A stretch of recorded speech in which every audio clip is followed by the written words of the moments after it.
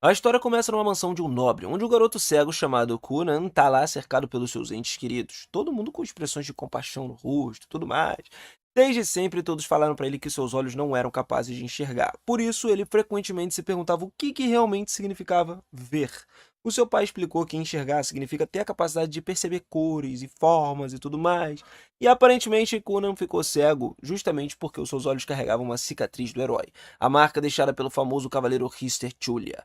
Teria uma cicatriz dessas não é algo comum, diz o seu pai. E por que Conan deveria se sentir orgulhoso disso tudo, né? Não envergonhado. Apesar disso, até mesmo as criadas cochicharam entre si, achando essa situação triste, sentindo pena dele. O Conan acabou ouvindo tudo, esses comentários ali, se perguntando por que alguém sentiria pena de outra pessoa só por ela não poder enxergar. Mais tarde naquele dia, seu professor de magia chega e uma criada conduz ele para a sala de estudos. No caminho, Kuran pergunta à criada se é mesmo necessário que aprenda magia. E ela responde que seria um desperdício, né, de talento se ele não aprendesse. Kuran nasceu com o brasão da água e ser capaz de usar a magia é uma habilidade muito boa. O motivo do orgulho que ele deveria levar a sério. Kuran parecia não ver sentido nisso tudo, mesmo que ele aprenda magia, ele ainda não poderia ir a lugar algum, porque ele é cego, vai precisar de alguém para guiar, e quando chega na sala dos estudos, ele é apresentado à sua professora de magia, Jenny, que diz ser uma honra ensinar a ele. Pouco depois, eles iniciam as aulas e Conan demonstra seu verdadeiro prodígio nisso tudo. Ele realiza seu primeiro feitiço com sucesso, logo na primeira tentativa, criando uma esfera de água, e como Conan não pode enxergar, ele não faz ideia de como o feitiço se parece. Jenny explica que no momento ele está usando magia da água para criar uma bola de água do tamanho de um globo ocular. E ouvindo essas palavras, Conan tem ideia repentina. Se ele se tornar bom bastante em magia, talvez ele consiga até criar novos globos oculares com os seus poderes que lhe permitiriam enxergar a paz daquele dia. Conan passa então a se alimentar de esperança de que por meio de magia um dia ele poderia formar as cores como todas as outras pessoas. Certo dia, durante o almoço, pela primeira vez, Conan ficou curioso sobre quais ingredientes estavam no seu sanduíche.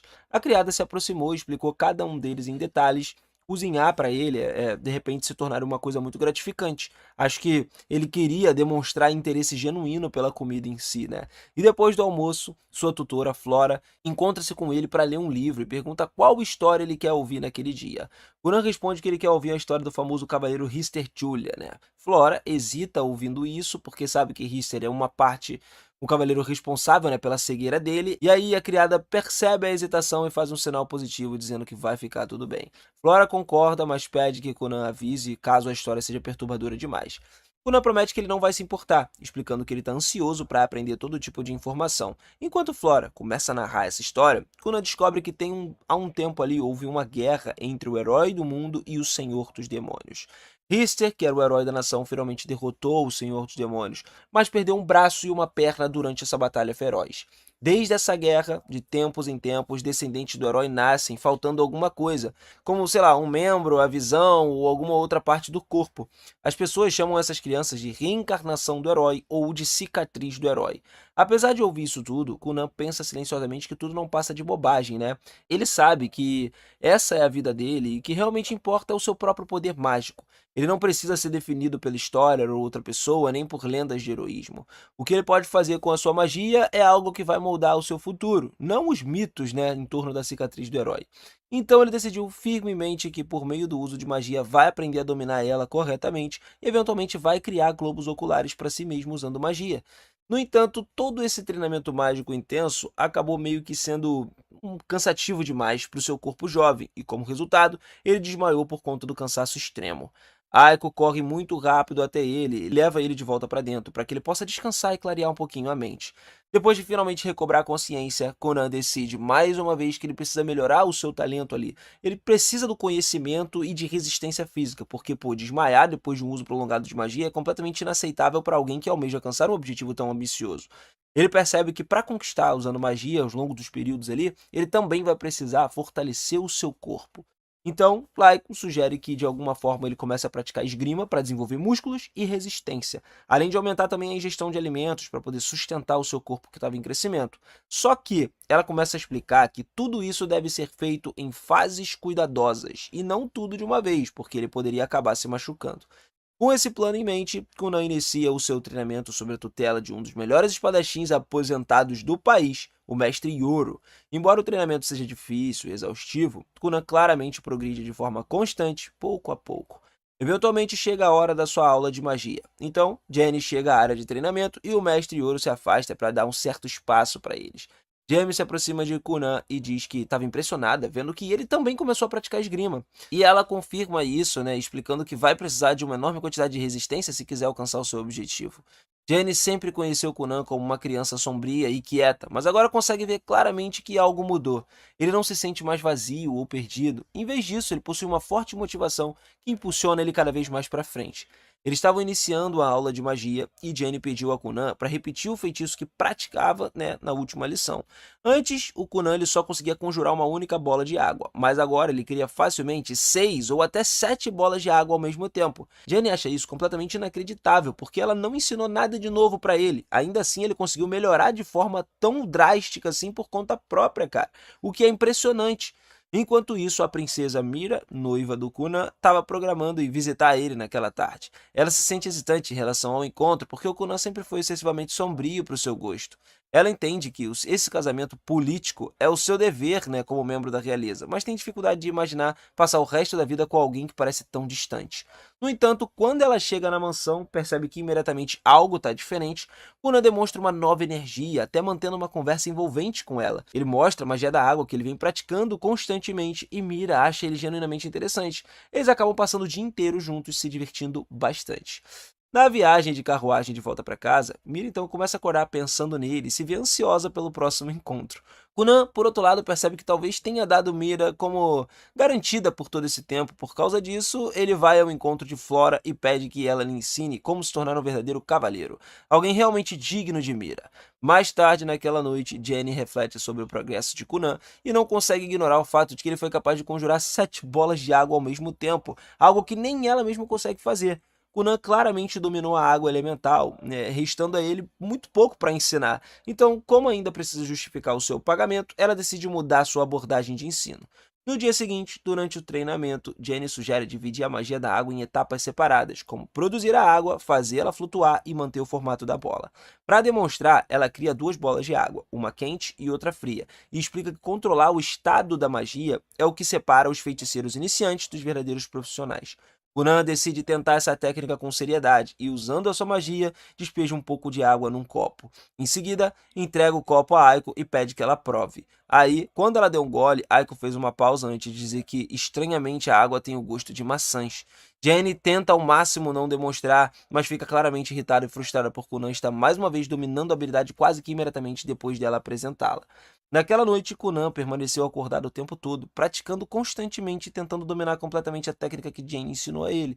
Ele se concentrou profundamente em visualizar maçãs na sua mente, e embora consiga recriar claramente a sua forma no seu aroma e tudo mais, ainda não consegue imaginar corretamente as suas cores, o que se torna um problema sério para ele, porque sem conseguir perceber as cores, ele jamais seria capaz de criar globos oculares que ele deseja. Mesmo assim, Kunan se recusa a desistir e jura continuar tentando até conseguir, não importa quanto tempo isso leve. Na manhã seguinte, durante o café da manhã, Kunan tenta usar magia mais uma vez, formando uma bola de água. Enquanto move cuidadosamente a esfera flutuante sobre as maçãs na mesa, ele acaba se levantando subitamente em choque. Aiko rapidamente pergunta o que aconteceu e Kunan explica, animado, né, que por meio da sua magia agora ele consegue ver as cores. A princípio, Aiko não acredita, que acha que ele pode estar imaginando coisas, mas Kunan prova, afirmando com confiança de que tem 2 maçãs verdes e 3 maçãs vermelhas na tigela. Quando ela confere e percebe que ele está certo, ela fica tomada pela alegria e abraça ele com muita força para comemorar. Aiko imediatamente relata esse desenvolvimento incrível ao pai de Kunan, explicando que ele agora consegue usar magia para enxergar cores. Ele acrescenta que, quanto mais perto o objeto estiver e mais clara for a sua forma, mais precisamente ele consegue identificar a cor apenas tocando aquele objeto. Aiko também menciona que essa nova habilidade permite que Kunan leia livros, já que ele consegue seguir, né, a tinta nas páginas, reconhecendo as cores. Embora ainda não tenha aprendido a ler as letras corretamente, ela acredita que com o tempo ele vai ser capaz de fazer isso. O pai de Kunan ficou radiante ouvindo essa notícia e sente orgulho profundo ao ver que o seu filho estava fazendo um progresso tão real e significativo. No dia seguinte, Kunan tenta se surpreender Jenny antes da sua chegada, criando uma enorme bola de água vermelha usando a sua magia. Só que, justamente enquanto se concentra, o resto da família aparece de repente, assustando ele bastante. Ele perde a compostura, fazendo com que a água vermelha exploda e espigue, né, por todos os lados, cobrindo completamente ele e Aiko. Conan acaba percebendo como se ele tivesse encharcado de sangue, e isso faz com que a mãe entre em pânico de terror e desmaie na hora. Conan não faz ideia do motivo da sua mãe ter desmaiado do nada, então Aiko explica que o sangue é vermelho. É por isso que a mãe acabou se assustando um pouco. O pai de Conan imediatamente o repreende por ter assustado sua mãe e pune cortando sua mesada por 2 meses. Quanto a Aiko, cara, ele anuncia que o salário dela vai ser reduzido por 3 meses. E como Aiko é totalmente motivada por dinheiro, ela só desmaia no instante em que houve essa punição. Enquanto isso, Jenny observa toda a cena se desenrolar de trás de um arbusto próximo, e vendo tudo isso, ela percebe que Conan é muito mais talentoso do que jamais imaginou. Com a velocidade do seu crescimento absurda, ela passa a acreditar que ele pode um dia conquistar a maior honra do mundo, que era o título de feiticeiro Ceruleo. Alguns dias depois, o pai de Conan diz ao filho mais velho que quer mandar o caçula para uma escola. Surpreso, Ichigo começa a apontar que o seu irmão nunca viu o mundo exterior. Kurion concorda com isso, dizendo que, ele tem que garantir que o seu irmão mais novo consiga se adaptar bem no mundo real. E ouvindo isso, Ichigo de alguma forma se lembra de que um dia que sua própria infância, quando estava levando o irmão para fora para brincar. Na época, Conan estava com medo, então o irmão se ofereceu para segurar a mão dele o tempo todo. Só que quando ele se virou para conduzir Conan para fora, ele tropeçou nas escadas e caiu. Quando a lembrança termina, Ichigo começa a pensar ali escondendo seus próprios medos e garante ao pai que faria melhor pelo seu irmão. No dia seguinte, Aiko observa com curiosidade enquanto Conan mexe no recipiente com água. Ele explica que aprimorou o recipiente com magia para usar ele como um divertido dispositivo de adivinhação. Aiko imediatamente pede que Conan use o recipiente para encontrar o seu amor perdido há muito tempo, Wilt, e saber que ele ainda está vivo de alguma forma. Então ele diz que está ali em plena forma. Em seguida, ele se pergunta a Conan se poderia encontrar seu futuro marido, e ele tranquiliza ela, dizendo que uma mulher bonita como ela não teria falta de pretendentes, entendeu? Observando os dois então trocarem brincadeiras bobas, Flora não consegue deixar de se perguntar se ensinar Conan a fazer piadas foi realmente uma boa ideia. Depois disso, ela se senta com ele para uma lição. Observando seu aprendiz brincar, ela se pergunta se ele se tornaria um mulherengo superficial e seguir pelo caminho do humor. Ainda assim, ela se sente feliz ao ver quanto ele mudou, já que agora sorri com muito mais frequência. Depois da lição ali, Aiko leva Conan para fora da casa para encontrar o seu pai. Sentindo frio, Aiko pede para Conan fazer algumas esferas de água quente, porque de criar esferas o cara é especialista, né? Depois de criar as esferas, Conan ficou preocupado, achando estranho que seu pai queira ver ele tão tarde assim. Aiko acha que ele vai ficar bem, já que não fez nada de errado, né, para poder irritar o pai, exceto aquele incidente do sangue, né, algum tempo atrás. Conan lembra de que foi ela quem incentivou a fazer aquilo tudo, mas diz que não se importou, porque ele gostou da experiência. Algum tempo depois, eles chegaram à propriedade principal, onde o mordomo-chefe Balon recebe eles, e em seguida o irmão de Conan se aproxima e começa a conduzir ele e Aiko até os aposentos do pai. Quando eles caminham juntos, o irmão de Conan se pergunta se ele precisa de ajuda, né, para se locomover, e Conan balança a cabeça, lembrando ele de que agora ele consegue perceber muito bem o ambiente ao seu redor. O irmão assente, ainda se sentindo um pouco inseguro, né, por causa da última vez que cuidou dele, e o garoto caiu. Logo, eles entraram numa sala onde os dois pais ali de Conan aguardavam eles, e depois que o Conan e seu irmão entraram, Aiko e Balon permaneceram do lado de fora. Então, Curion perguntou a Conan se ele tem interesse em frequentar uma escola de verdade. Conan recusou, dizendo que ele não quer dar trabalho aos outros para cuidar dele o tempo todo e tudo mais, e depois de explicar que ele estava focado em algo importante, né, para ele em casa, Conan pergunta se é um problema não ir à escola. O seu pai explica que mesmo que as crianças nobres sejam obrigadas a frequentar a escola, ele conseguiu uma permissão especial para o imperador para poder manter Conan em casa por causa da sua deficiência.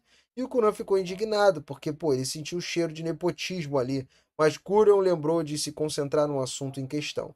Em seguida, pede a Conan, reconsiderando essa decisão ali, né, de ficar em casa e tudo mais, só que o Conan evita a pergunta e, em vez disso, pede ao pai que restaure a sua mesada. E isso deixa Gurion furioso, né? Ele entra numa discussão com Conan. Felizmente, a sua esposa lembra do seu verdadeiro objetivo, fazendo com que ele se acalme. Então ele explica a Conan que ele precisa ir para a escola por causa de Mira. Ele lembra a Conan que qualquer nobre que não cumpra o seu dever é rejeitado pela sociedade. Assim, Mira seria assediada por todos caso se casasse com um garoto analfabeto. Ouvindo isso, Conan reconsidera sua decisão e concorda em ir para a escola. O que ele não faz por causa de uma mulher, né? Como Conan se sente chateado por todo esse transtorno, Gurion o tranquiliza dizendo que ele só precisa comparecer aos exames ali de progressão realizados todos os anos E ele explica que Kunan só precisaria visitar a escola 5 vezes para poder fazer os exames e assim receber o seu certificado de formatura, o que deixa o garoto aliviado. Ichigo também lembra Kunan de que ele e Mira são seus verdadeiros veteranos, então poderiam orientar ele na escola. A mãe de Kunan se levanta animada para providenciar o uniforme adequado para o filho. Enquanto chama Aiko e sai com ela para poder tirar as medidas do Kunan, Ichigo a acompanha. Furion o interrompe, alertando aos outros nobres que poderiam incomodar Kunan e Mira na escola, e Ichigo entende isso daí e promete fazer o possível para poder cuidar do seu irmão. No dia seguinte, Kunan conta a Mira que vai começar a escola. E aí ela sorri, tá feliz por poder passar mais tempo com seu noivo, né? Kunan admite que tá um pouco assustado, mas acha que ele pode acabar se metendo em certos problemas por causa dos admiradores ciumentos dela. Mira hesita e age como se isso não fosse um problema. Então, Kunan se pergunta se ela não é popular na escola. Ela rapidamente balança a cabeça, admitindo com orgulho que 5 garotos já demonstraram interesse por ela. Kunan suspira, percebendo que ele precisa se preparar para lidar com alguns adolescentes ciumentos. Mais tarde, ele veste o uniforme para ir para a escola e quando Kunan sai de casa para pegar a carruagem, Aiko começa a elogiar ele exageradamente pela sua aparência elegante. Kunan brinca com ela sobre seus bons looks antes de entrar na carruagem. Antes de partirem, ele usa magia de água para poder revestir os pneus da carruagem com um gel amortecedor. E por fim, Kunan se despede da família e segue em direção à cidade. Durante o trajeto, Ichigo comenta que os pneus estão passando por uma forma que realmente é suave ali pelo terreno e tal, que é um lugar irregular.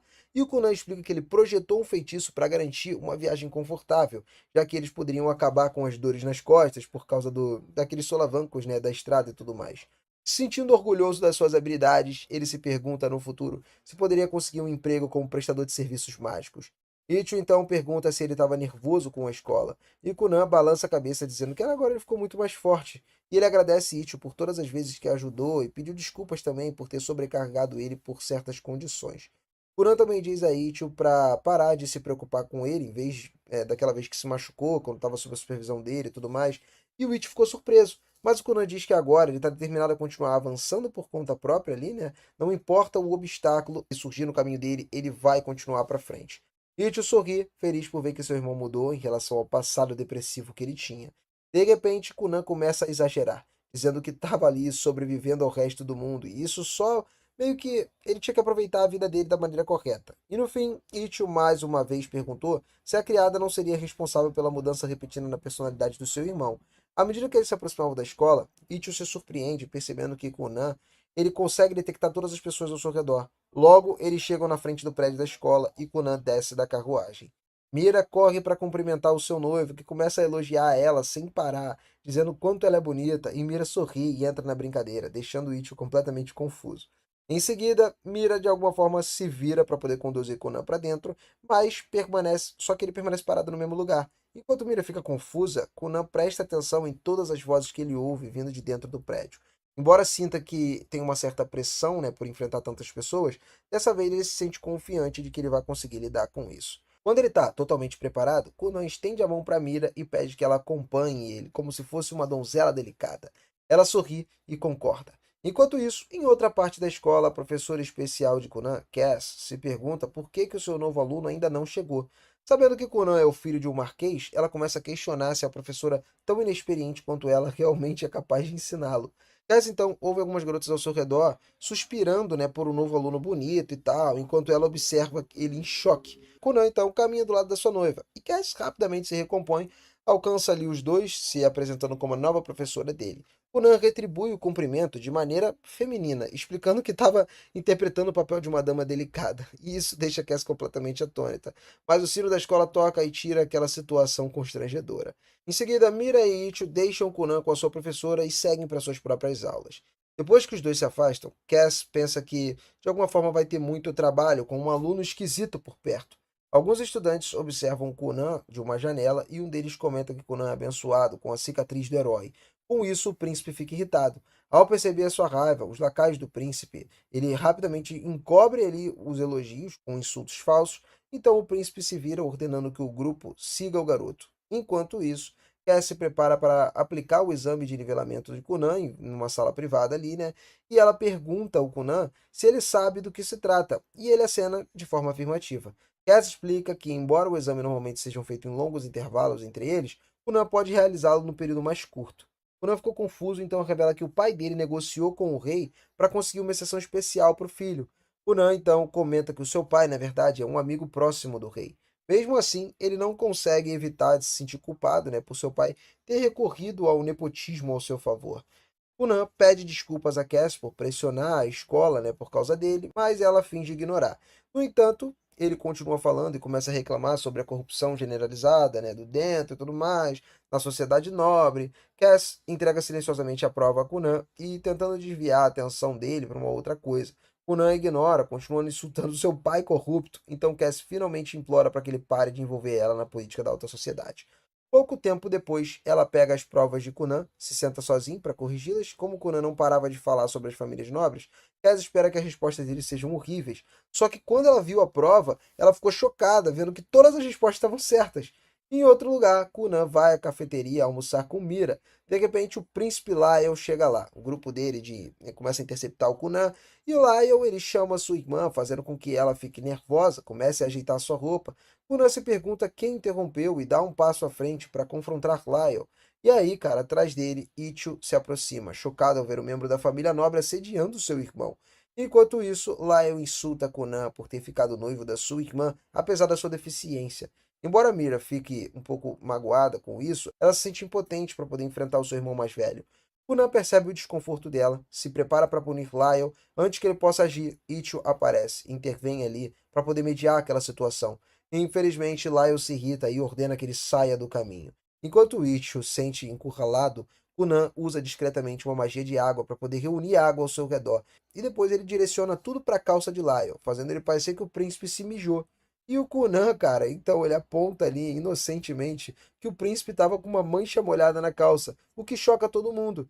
Lyle ficou envergonhado, né, e afirma que ele não fez nada, mas rapidamente deixa o local e se limpa. Depois que ele sai, Ichigo percebe imediatamente que Conan pregou uma peça no príncipe. Ele pergunta ao irmão se foi ele quem mexeu com Lyle, mas Conan finge não saber de nada. Ichigo, então, se senta com Conan e Mira para poder almoçar, e depois que todos pegam a sua comida, Conan pergunta a Mira quem era Lyle. Ela explica que ele é o seu irmão mais velho, e Conan fica triste por ele ser tão cruel com ela. Conan agradece Ichigo por sempre ser um irmão gentil com ele. Enquanto isso, Ichigo se sente apavorado, já que Conan acabou de humilhar o príncipe da realeza em público, e Mira pede para que ele pare de se preocupar, mas Ichigo sabe que logo eles vão ter problemas. Em outro lugar, Lyle se afasta pisando muito forte, furioso com a humilhação que ele acabou de passar. Todos se perguntam por que Lyle ficou abertamente diante de todos ali e nem sequer tentou esconder a sua atitude violenta. Mira é a primeira a usar sua opinião, presumindo que Lyle provavelmente agiu dessa forma para manter ela sob controle. Ela explica que Lyle é o sexto príncipe, enquanto ela própria é a nona princesa, que naturalmente é colocado abaixo dele na hierarquia real. Só que Mira de alguma forma continua apontando que, como agora tá noiva de Conan, a situação mudou um pouquinho, né? Porque Conan carrega a cicatriz do herói e também é o feiticeiro altamente competente. Por causa disso, a posição dela na sociedade aumentou drasticamente. Além disso, agora que Conan fez oficialmente a sua estreia na alta sociedade, tanto o status dele quanto o de Mira seriam naturalmente considerados superiores a de Lyle. Ao ouvir isso tudo, Conan admite que parece complicado demais para ele entender completamente isso tudo. Então, Mira simplifica a situação e diz que realmente o que importa é que ela está feliz por estar noiva dele. Conan sorri e diz que também fica feliz ao ouvir isso. Ainda assim, ele comenta que talvez fosse uma boa ideia aí pedir desculpas a Lyle só para evitar problemas futuros. No momento em que ele diz isso, tanto o Ichigo quanto o Mira rejeitam imediatamente a ideia e dizem para ele nem pensar em fazer algo assim. Pouco tempo depois, os dias passam muito rápido e chega o dia da prova final de Conan. Antes de sair, ele encaixa uma última e curta sessão de treinamentos com Jenny e durante o treino, Conan cria uma esfera de água e então transforma ela severamente numa bola sólida de gelo, moldando o tamanho da sua maçã. Ao ver isso, Jenny fica genuinamente impressionada, comentando que Conan evoluiu em tão pouco tempo muita coisa. Mais tarde, naquela tarde, Conan chega à academia e se prepara para a prova final. Ele olha ao redor e sente-se um pouco animado, porque o lugar agora realmente parece que transmite uma sensação de escola de verdade. A professora Cass se aproxima dele e lhe deseja boa sorte, embora acrescente que Conan provavelmente não precisaria dela, né, considerando o quão habilidoso ele se tornou. Logo depois, vários outros alunos se reúnem e pedem a Mira que apresente o seu noivo a eles. Com essa deixa, Conan se aproxima formalmente ali e apresenta como o noivo de Mira e o irmão mais novo de Ichigo. Aí, cara, ele assume uma postura mais educada, mais charmosa, cumprimentando todo mundo, dizendo que é um prazer conhecer todos. Depois de observar o seu comportamento e a maneira como ele fala, os outros alunos formam indiretamente a impressão de que Conan é um verdadeiro cavaleiro. Ao mesmo tempo, Lyle permanece afastado, perto da janela, encarando do lado de fora, enquanto silenciosamente trama, elabora alguma coisa ali, o próximo plano dele. Seus pensamentos são interrompidos quando algum dos outros alunos o chamam e dizem para ele ir para a sala de aula, né? Porque a prova final estava prestes a começar. Lyle responde de forma arrogante que vai quando bem entender, e os outros rapidamente lembram de que a prova final vai ser realizada de uma vez só, e que se ele não aparecer agora, ele vai perder ela. Lyle observa as expressões no rosto dos seus colegas e fica furioso, percebendo que esses covardes não têm coragem de dizer nada na cara dele e preferem falar pelas costas. Essa constatação apenas alimenta ainda mais a sua irritação. Só que nesse momento, Conan de repente se ilumina ali com uma expressão animada. Ele dá um passo à frente e segura as mãos de Lyle, apresentando-se formalmente, já que não teve a chance de fazer isso adequadamente num outro dia. Conan aperta firmemente a mão de Lyle e começa a sacudir ela várias e várias vezes com entusiasmo. Lyle reage imediatamente, lembrando Conan que nunca lhe deu permissão para falar com ele, muito menos para tocar na sua mão daquela forma. Conan se desculpa muito rápido por ser mais rude, né? Mas, em vez de recuar, ele imediatamente começa a encher Lyle de elogios. Os elogios incessantes fazem com que Lyle acabe corando, apesar de ser arrogante demais, né? Todos ao redor percebem quando ele está desconcertado, e em pouco tempo os alunos começam a rir, divertidos com a cena, já que nunca imaginaram que Lyle pudesse reagir dessa maneira. Pouco depois, todos se sentam para a prova final, que vai começar. Não leva muito tempo para que as provas sejam corrigidas e a professora Cass se posiciona diante da turma anunciando os resultados. Ela se vira para o quadro e desenha uma flor nele, sinalizando que os alunos foram aprovados. A sala de aula explode em comemorações enquanto os estudantes se parabenizam por terem passado com sucesso na prova final. Com o exame concluído, Conan parte na sua carruagem acenando e se despedindo a todos, dizendo que espera cruzar com eles novamente algum dia. Quando Conan retorna à mansão, ele imediatamente retorna ao seu treinamento com Jenny e ela pede que ele crie uma esfera de água depois de dividida em 10 partes separadas. Conan faz exatamente como instruído, mas então diz a Jenny que vinha trabalhando ali em um pequeno truque próprio. Para demonstrar, ele transforma uma das esferas de água num pássaro que bate as asas e sai voando. Jenny fica completamente sem palavras com o que acaba de presenciar. Depois de um momento, ela cai de joelhos, percebendo que quase não tem mais nada que possa ensinar a ele. Logo depois, os dois se sentam para poder desfrutar de um chá juntos. É então que Jenny finalmente decide ser honesta e conta a Conan a verdade. Ela realmente não tem mais nada a lhe ensinar. Ela explica que já dominou a magia alimentar e que assim que começar a aprender feitiços mais avançados, vai superá-lo em pouco tempo. Jenny admite que isso já vem acontecendo há muito tempo e que por isso que ela continuou criando exercícios de treino diferentes e aparentemente aleatórios, movida pelo desespero. Ao ouvir isso, Conan se levanta imediatamente em objeção. Ele diz que já estava ciente disso, mas que justamente esses exercícios ajudaram ele a ampliar o alcance mágico. Ele afirma com convicção que se não fosse por esses treinos, nunca teria chegado tão longe. Conan pergunta se Jenny está tentando desistir porque o pagamento é baixo e diz que, se for esse o caso, ele pode simplesmente pedir ao seu pai que aumente o salário dela. Só que Jenny balança a cabeça e explica que, na verdade, é exatamente o oposto. Ela diz que acha insuportável continuar recebendo um pagamento tão generoso quando já não tem mais o papel adequado para cumprir como professora dele. Jenny então se aproxima de Conan, coloca a mão sobre os seus ombros, olhando diretamente nos olhos dele enquanto diz que realmente chegou ao seu limite e não tem mais nada para te ensinar.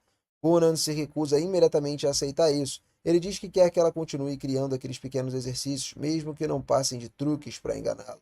Ele afirma que não se importa de ser enganado, desde que isso signifique continuar ficando mais forte. Mas Jane apenas encara Conan nos olhos e diz firmemente que não pode mais fazer aquilo. Depois de dizer isso, ela se vira e vai embora. Enquanto caminha de volta para casa, ela começa a refletir sobre todas as coisas incríveis que Conan conquistou até agora e começa a acreditar que ele talvez realmente tenha o que é preciso, né, para se tornar um feiticeiro cerúleo. Esse pensamento desperta subitamente uma explosão de motivação dentro dela, e ela diz a si mesma que, se Conan consegue, ela também vai conseguir. Ela se recusa a perder para o próprio aluno, percebendo que ainda não é tarde demais para se esforçar. Enquanto isso, de volta à mansão, Aiko informa a Conan que Flora também deixou seu cargo, já que Conan concluiu seu currículo e se formou oficialmente na escola para crianças nobres. Assim, a obrigação dela também chegaram ao fim. Conan fica um pouco triste por nunca ter tido a chance de se despedir adequadamente dela. Porém, a criada explica que Flora não se despediu porque sabia que acabaria desabando em lágrimas. Ao ouvir isso, Conan decide que ele enviaria uma carta para agradecer ela diretamente por tudo o que fez. Mais tarde, naquela noite, durante o jantar, Conan conta ao seu pai, Arson, o que aconteceu com Jenny e como ela renunciou ao seu cargo da sua professora de magia. Ela explica que Jane acredita que Conan merecia um mago excepcionalmente talentoso como instrutor. Enquanto refletem sobre isso por um tempo, Isho tá lá, de repente se lembra dos rumores sobre o extraordinário feiticeiro real, conhecido pelo nome de Zeon. Conan imediatamente diz que quer Zeon como um novo professor de magia. Só que Arson intervém na hora e descarta a ideia, dizendo que isso não seria possível, porque é simplesmente impossível convidar um feiticeiro real para ensinar ali. Aparentemente, os feiticeiros reais são figuras de altíssimo prestígio nesse reino, que respondem apenas ao rei ou a membros da família real. Além disso, eles raramente deixam o castelo, o que torna extremamente difícil entrar em contato com eles. Ao ouvir isso, Conan tem uma ideia. Ele planeja acompanhar o seu pai quando visitar o castelo, se perder propositalmente durante a visita e quando um dos feiticeiros reais vier ajudá-lo, convencê-lo a ajudar de alguma forma a aceitar como aprendiz. Só que Arson rejeita o plano imediatamente assim que escuta. Ele diz a Conan que, cara, é uma ideia muito idiota, cara, porque uma taxa de sucesso é inferior a 10% e afirma que não tem a menor chance deles levarem isso adiante. Portanto, Conan deveria simplesmente esquecer o assunto. Só que depois que a mãe de Conan lança ali para Arson um olhar suplicante, ele muda de ideia na mesma hora e diz que vai falar com o rei para ver o que pode fazer. Alguns dias depois, um grão-mestre recebe o pedido formal de Conan para ser treinado por um feiticeiro real. No início, o grão-mestre ele não parece nem um pouco impressionado com a solicitação e está prestes a jogar ele de lado. Só que percebendo que o pedido veio de Conan Guran, o portador da cicatriz do herói, o grão-mestre fez uma pausa, claramente intrigado com isso. E assim a gente finaliza mais um episódio aqui no canal. Eu espero que vocês estejam curtindo. E se tiverem curtido o nosso anime do Ceguinho, deixa o seu like, se inscreve no canal e ativa o sininho para a gente acompanhar muito mais histórias como essa daqui. Eu vou ficando por aqui, galera. Aquele forte abraço e até a próxima. Valeu! Passaram-se alguns dias e Conan finalmente recebeu a convocação do Palácio Real para poder comparecer diante do feiticeiro real do reino, né? Ele entra numa carruagem junto com seu pai, que apresenta estar genuinamente satisfeito com o desenrolar dos acontecimentos já ocorridos. Durante o trajeto, Conan comenta que um vínculo entre o rei e o pai deve ser incrivelmente forte, por que o seu pedido tenha sido aceito, né, tão rapidamente.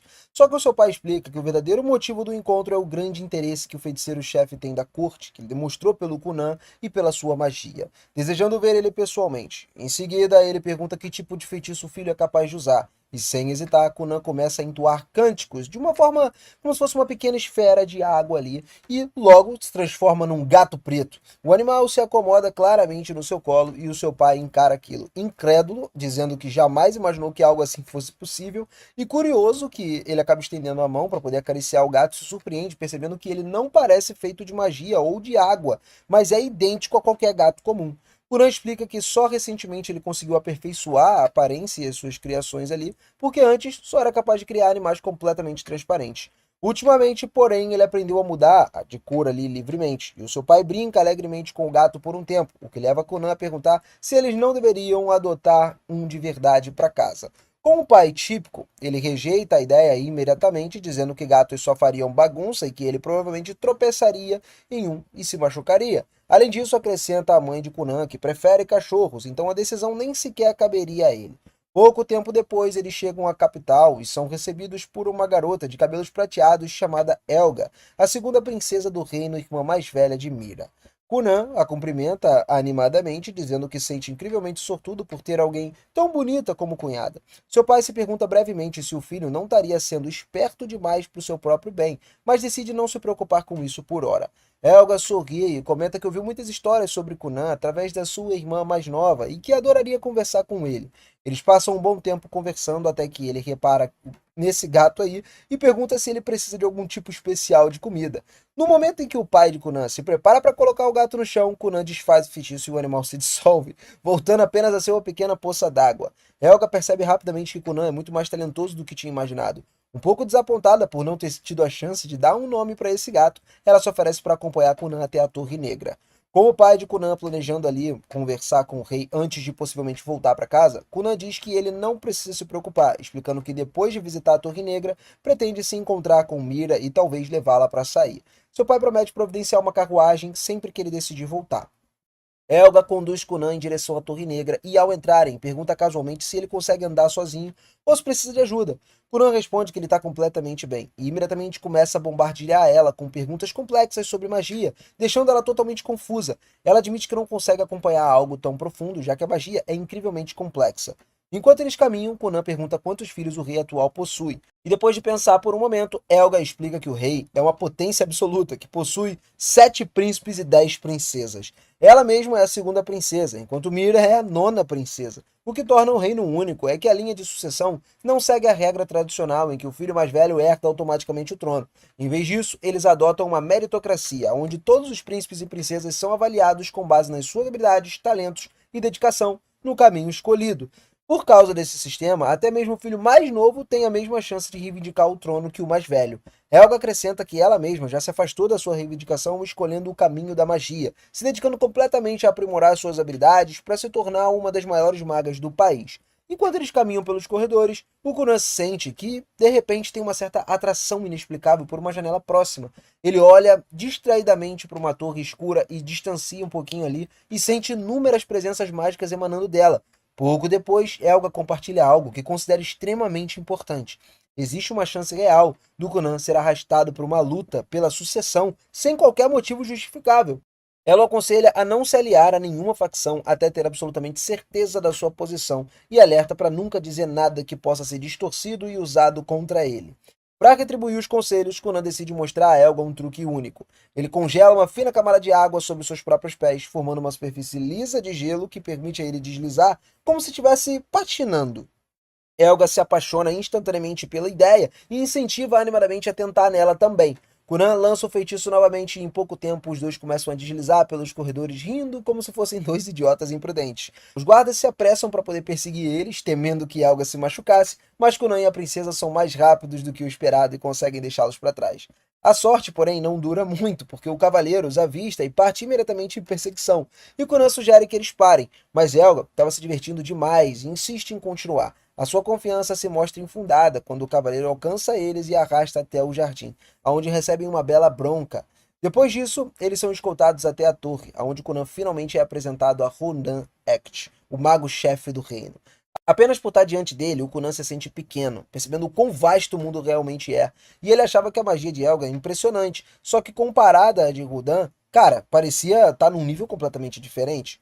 Rodan pergunta se Conan nasceu com uma crista elemental, e Conan confirma que ele possui uma crista da água, embora admita que não entende muito sobre elas. Rodan, nessa hora, explica que existem 7 tipos de brasões mágicos ligados aos elementos: fogo, água, terra, vento, luz, trevas e aves.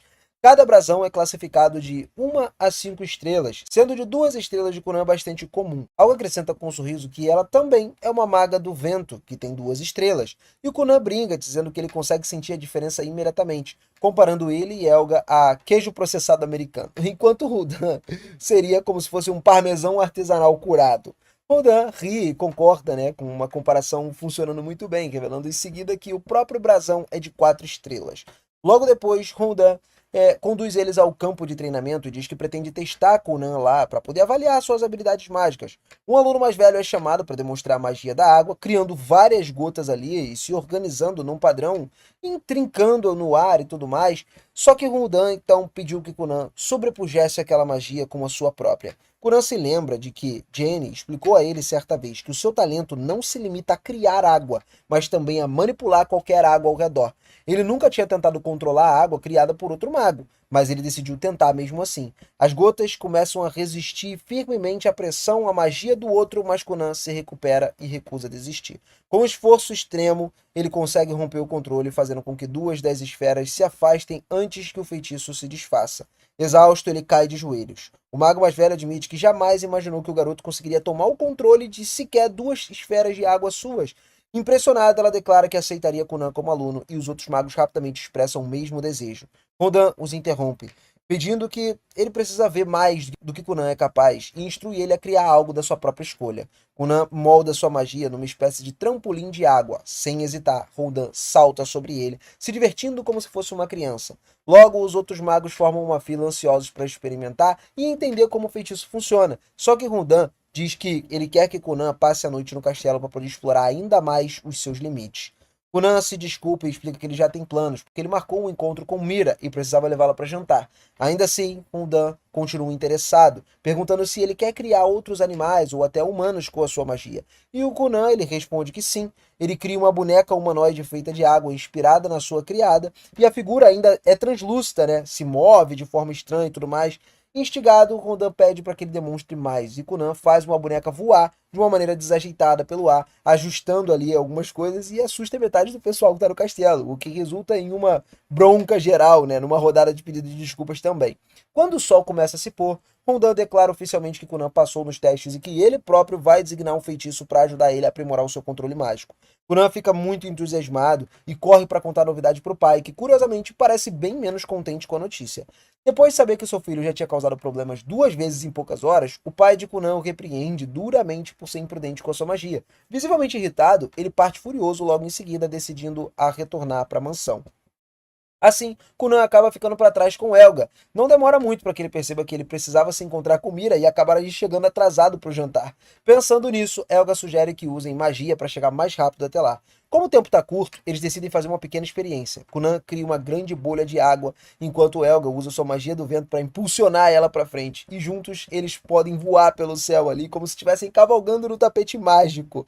E aí, em questão de instantes, Elga leva eles até a área próxima aos aposentos de Mira. No entanto, ela se esquece de reduzir a velocidade gradualmente, e quando desativou a magia de forma abrupta assim, do nada, os dois entraram em queda livre. Por sorte, ou azar, eles acabaram sendo capturados pelos guardas. Dario, pela terceira vez naquele dia, visivelmente irritado, inicia mais um longo sermão, despejando toda a sua frustração sobre os dois. Enquanto isso, Mira permanece por perto ali, ainda usando o seu vestido, aguardando pacientemente a chegada do seu príncipe encantado. Mira acaba sendo informada que Kunan chegou, e sem perder um pouco de tempo, ela corre até a porta da frente para receber ele, dando início a um grande encontro. Pouco depois, os dois chegam no restaurante conforme planejado. E assim que se sentam, Mira pede a Kunan que conte como foi o seu dia na Torre Negra. Ele responde, animado, que se divertiu bastante, que conheceu a irmã de Mira e vários outros magos por ali. Kunan também menciona que aparentemente passou no teste e que, no final, vai ter um instrutor, embora ainda não saiba quem vai ser esse instrutor. A criada responsável por atender eles percebe que Kunan está falando mais do que o normal, enquanto Mira apenas escuta, feliz, sem se incomodar. O motivo de tanta empolgação é simples. Agora que os dois começaram os seus próprios caminhos ali, eles não conseguem mais se ver com tanta frequência. Por isso Kunan quer dizer tudo de uma vez só, enquanto ainda ele tem chance. Em determinado momento, ele promete que depois de se casarem, faria tudo o que puder para que eles possam passar o máximo de tempo possível juntos, exatamente como Mira quiser. Essa frase faz o coração dela disparar tanto que mesmo depois do encontro terminar, ela passa horas jogada na cama, chutando os pés no ar de tanta felicidade. Mais tarde, nós vemos Kunan de volta a casa, ocupado no seu quarto escrevendo um relatório. Nesse momento, Aiko chama pedindo uma pequena ajuda com a magia. Ao sair para ver o que ela quer, Kunan descobre que ela precisa que crie bolhas de sabão para ajudar ela a lavar melhor as suas roupas. Ele concorda em ajudar, embora fique um pouco irritado, né, por interromper o relatório dele. Aiko, por sua vez, comenta que não faz bem ele ficar trancado no quarto o dia todo, dizendo que se ele não tomar um pouquinho de sol o suficiente, né, ele nunca vai crescer. Kunan então pergunta meio inseguro se as garotas realmente preferem caras mais altos. E Aiko responde que a maioria sim, mas garante que sempre gostaria dele, seja alto ou se ele continuar sendo um baixinho. Depois de eles terminarem de lavar essas roupas, os dois ficam deitados na grama por um tempo. Kunan pergunta se alguma carta chegou para ele naquele dia, mas Aiko responde que, até onde sabe, nenhuma correspondência recente foi endereçada a ele. Curiosa, ela acaba perguntando se ele estava esperando alguma coisa específica. E Kunan explica que estava só aguardando a confirmação da torre sobre quem seria o seu instrutor. Oficialmente a decisão ainda não foi anunciada, embora na prática ela já tenha sido tomada. O problema é que a maioria dos magos está com medo demais para poder ir falar com o escolhido. Eventualmente, alguns magos criam coragem e vão até o quarto de Zeon para poder informar ele do grão-mestre que deseja vê-lo. Eles são recebidos por uma montanha de papéis desorganizados, e quando Zeon finalmente se levanta, ameaça o mago por interromper o seu precioso sono, perguntando o que ele está fazendo ali. Ao ouvir que o grão-mestre quer falar com ele, o seu interesse é imediatamente despertado. Alguns dias depois, Kunan recebe uma carta informando que o professor finalmente foi designado a ele.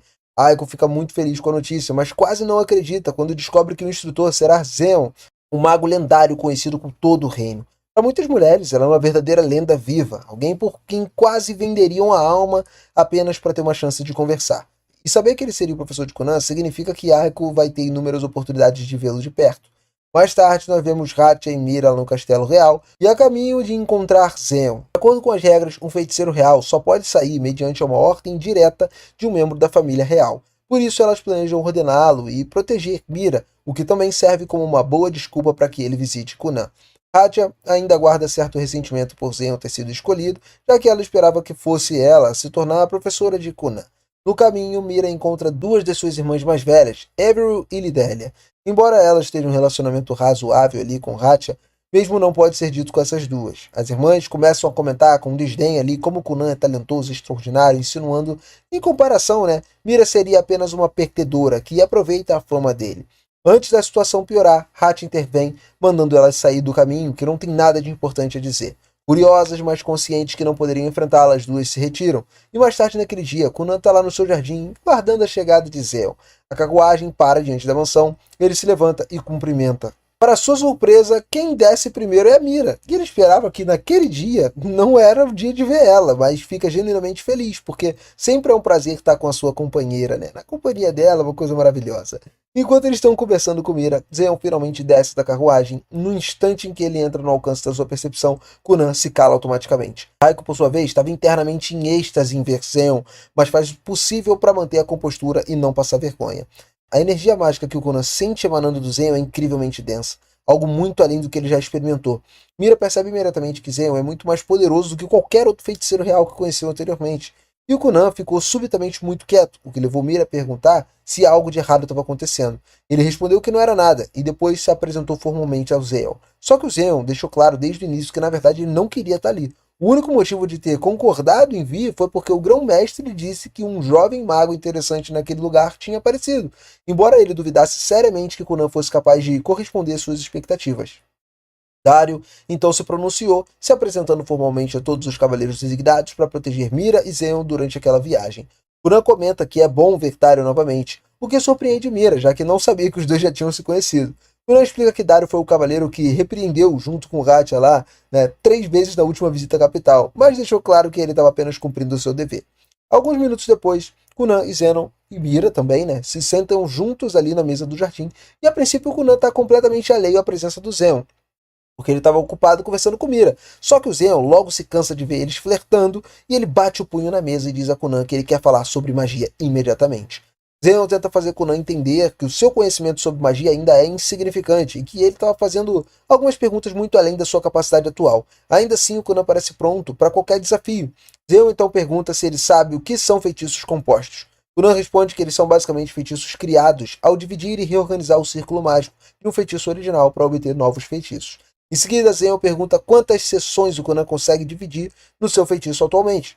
E ele esperava ouvir algo como 5 ou 10, mas para sua surpresa, Conan revela que consegue lidar com 31 sessões simultaneamente. Em alguns casos, chega até a 32, embora sua taxa de sucesso nesse nível ainda seja um pouco inconsistente. Zeon fica genuinamente surpreso. Alguém capaz de realizar uma magia tão complexa nessa idade era algo raro, e ele começa a entender por que o Grão-Mestre estava tão interessado no Conan. Ainda assim, Zeon declara com orgulho que ele próprio pode chegar ali a 50 sessões e que deixa Conan completamente impressionado, já que ele não fazia ideia de como isso era possível. Antes de prosseguir, Zeon pergunta como Conan conseguiu superar o obstáculo da 20ª sessão, ponto que a maioria dos magos acaba travando. O Conan explica que o gargalo desapareceu quando ele começou a sobrepor feitiços. E Zeon se mostra ainda mais impressionado com a capacidade do Conan de desenvolver um sistema tão avançado por conta própria. Agora fazia muito sentido o motivo de tantos feiticeiros reais desejarem ter ele como pupilo. Um talento desse nível era extremamente raro. Mesmo assim, Zeon deixou claro que ainda pretende testar o Conan para poder descobrir até onde ele pode chegar. Conan implora para ver como que é o feitiço ali de 50 camadas, mas Zeon responde que isso não seria de utilidade alguma, já que ele não conseguiria replicar algo assim apenas observando. Além disso, Zeon ainda não aceitou ele oficialmente como aluno, ele ainda precisa provar que é digno. Para o teste final, o Zeon cria uma enorme parede de terra usando magia e diz a Conan que ele precisaria destruir ela com a magia se ele quisesse se tornar o seu aluno. Zeon comenta ainda que ouviu falar do feitiço do colchão d'água de Conan por meio de Hatcha e pede que ele crie um, justamente para que ele possa descansar enquanto observa o teste. A princípio, Zeon acredita que seria apenas um assento confortável, só que no momento em que ele se deita sobre o colchão d'água, ele desmaia instantaneamente de tão confortável que é. Aiko não o culpa, já que a mesma coisa aconteceu com ela quando experimentou o feitiço pela primeira vez. Enquanto isso, Kunan analisa cuidadosamente a parede de terra em busca de qualquer falha estrutural que possa explorar.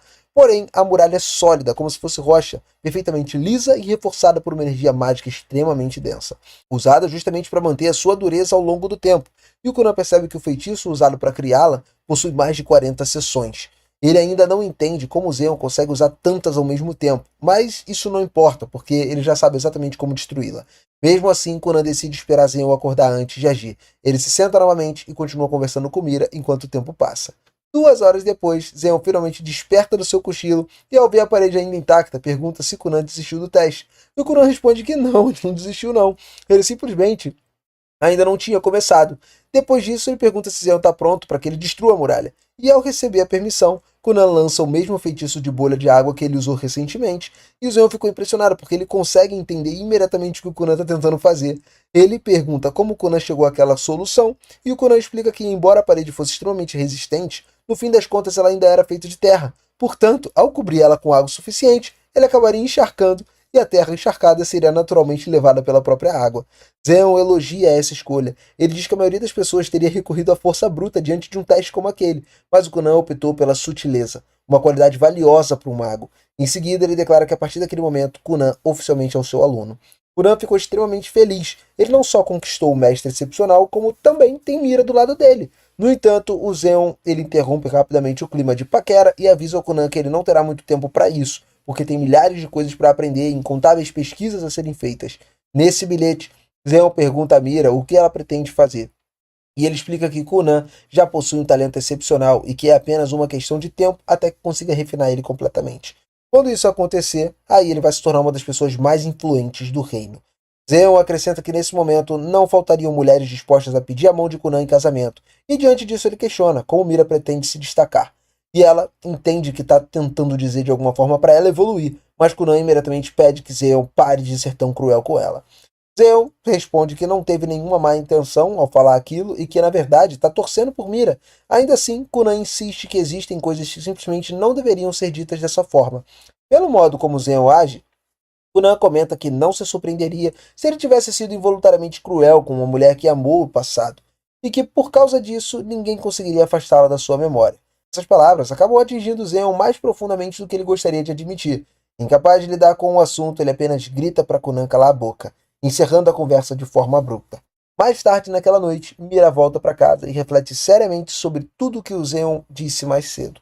Ela sabe que Conan se tornaria alguém incrível no futuro e entende que se quiser continuar sendo digna de estar do lado dele, precisaria se aprimorar de alguma forma.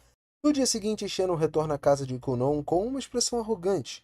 Conan cumprimenta seu mestre com alegria, cheio de respeito pelas suas habilidades incríveis e seu talento para ensinar.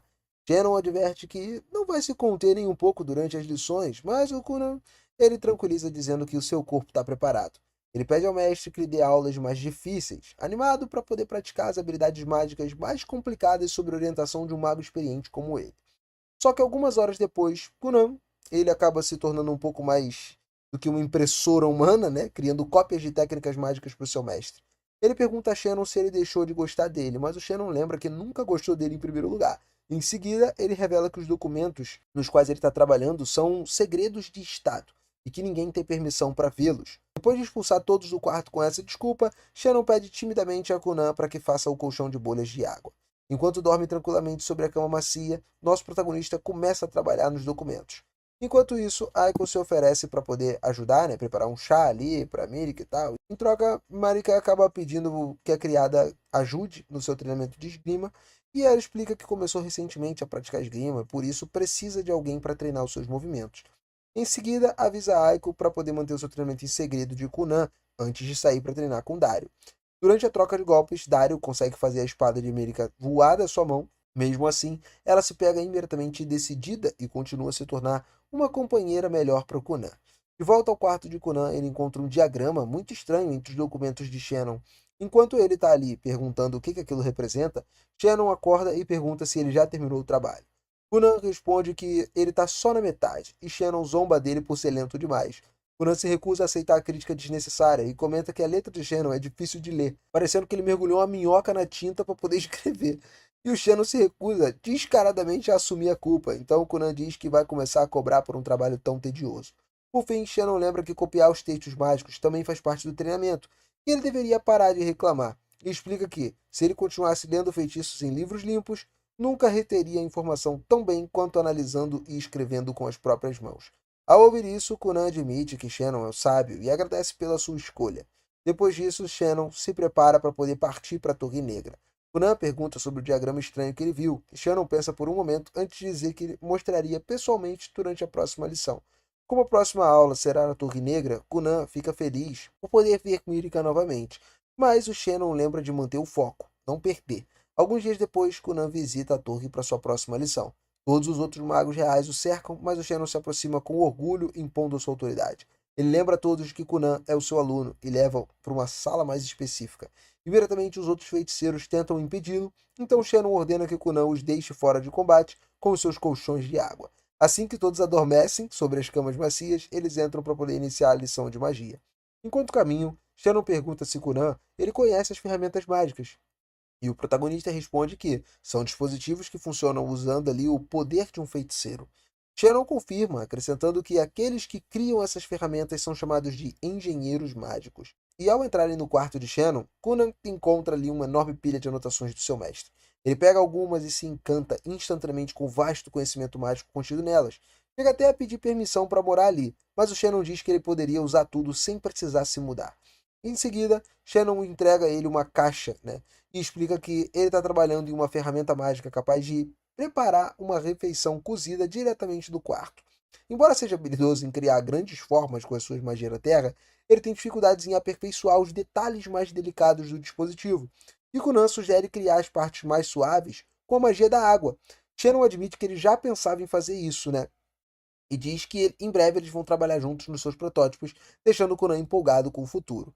De repente, London invade o quarto ali e vê Conan lá. Ele cumprimenta respeitosamente o grande mestre, que pergunta se gostaria de conversar sobre a magia, né, durante o almoço. Só que o Shannon, bastante ciumento, coloca o cara para fora para dormir com a cama de água do Conan. Depois disso, Shannon volta a discutir sua ferramenta mágica.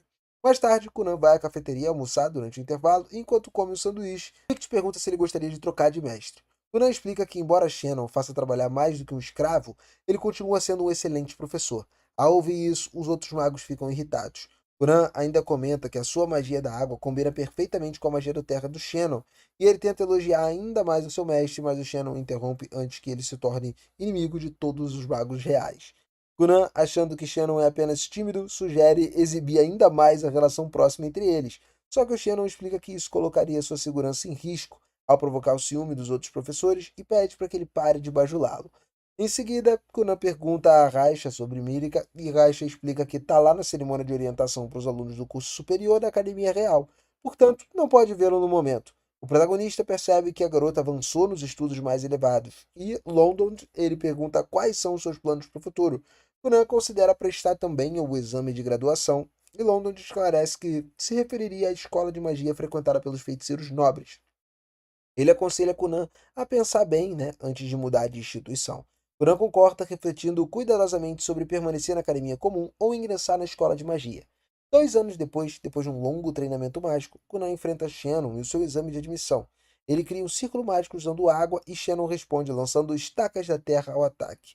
Em resposta, Conan utiliza o feitiço composto por 55 camadas de magia de bolha, criando um tsunami que destrói todas as pontas da terra que se aproximam, e depois de defender com sucesso, Shannon sorri e parabeniza por ele ter passado na prova.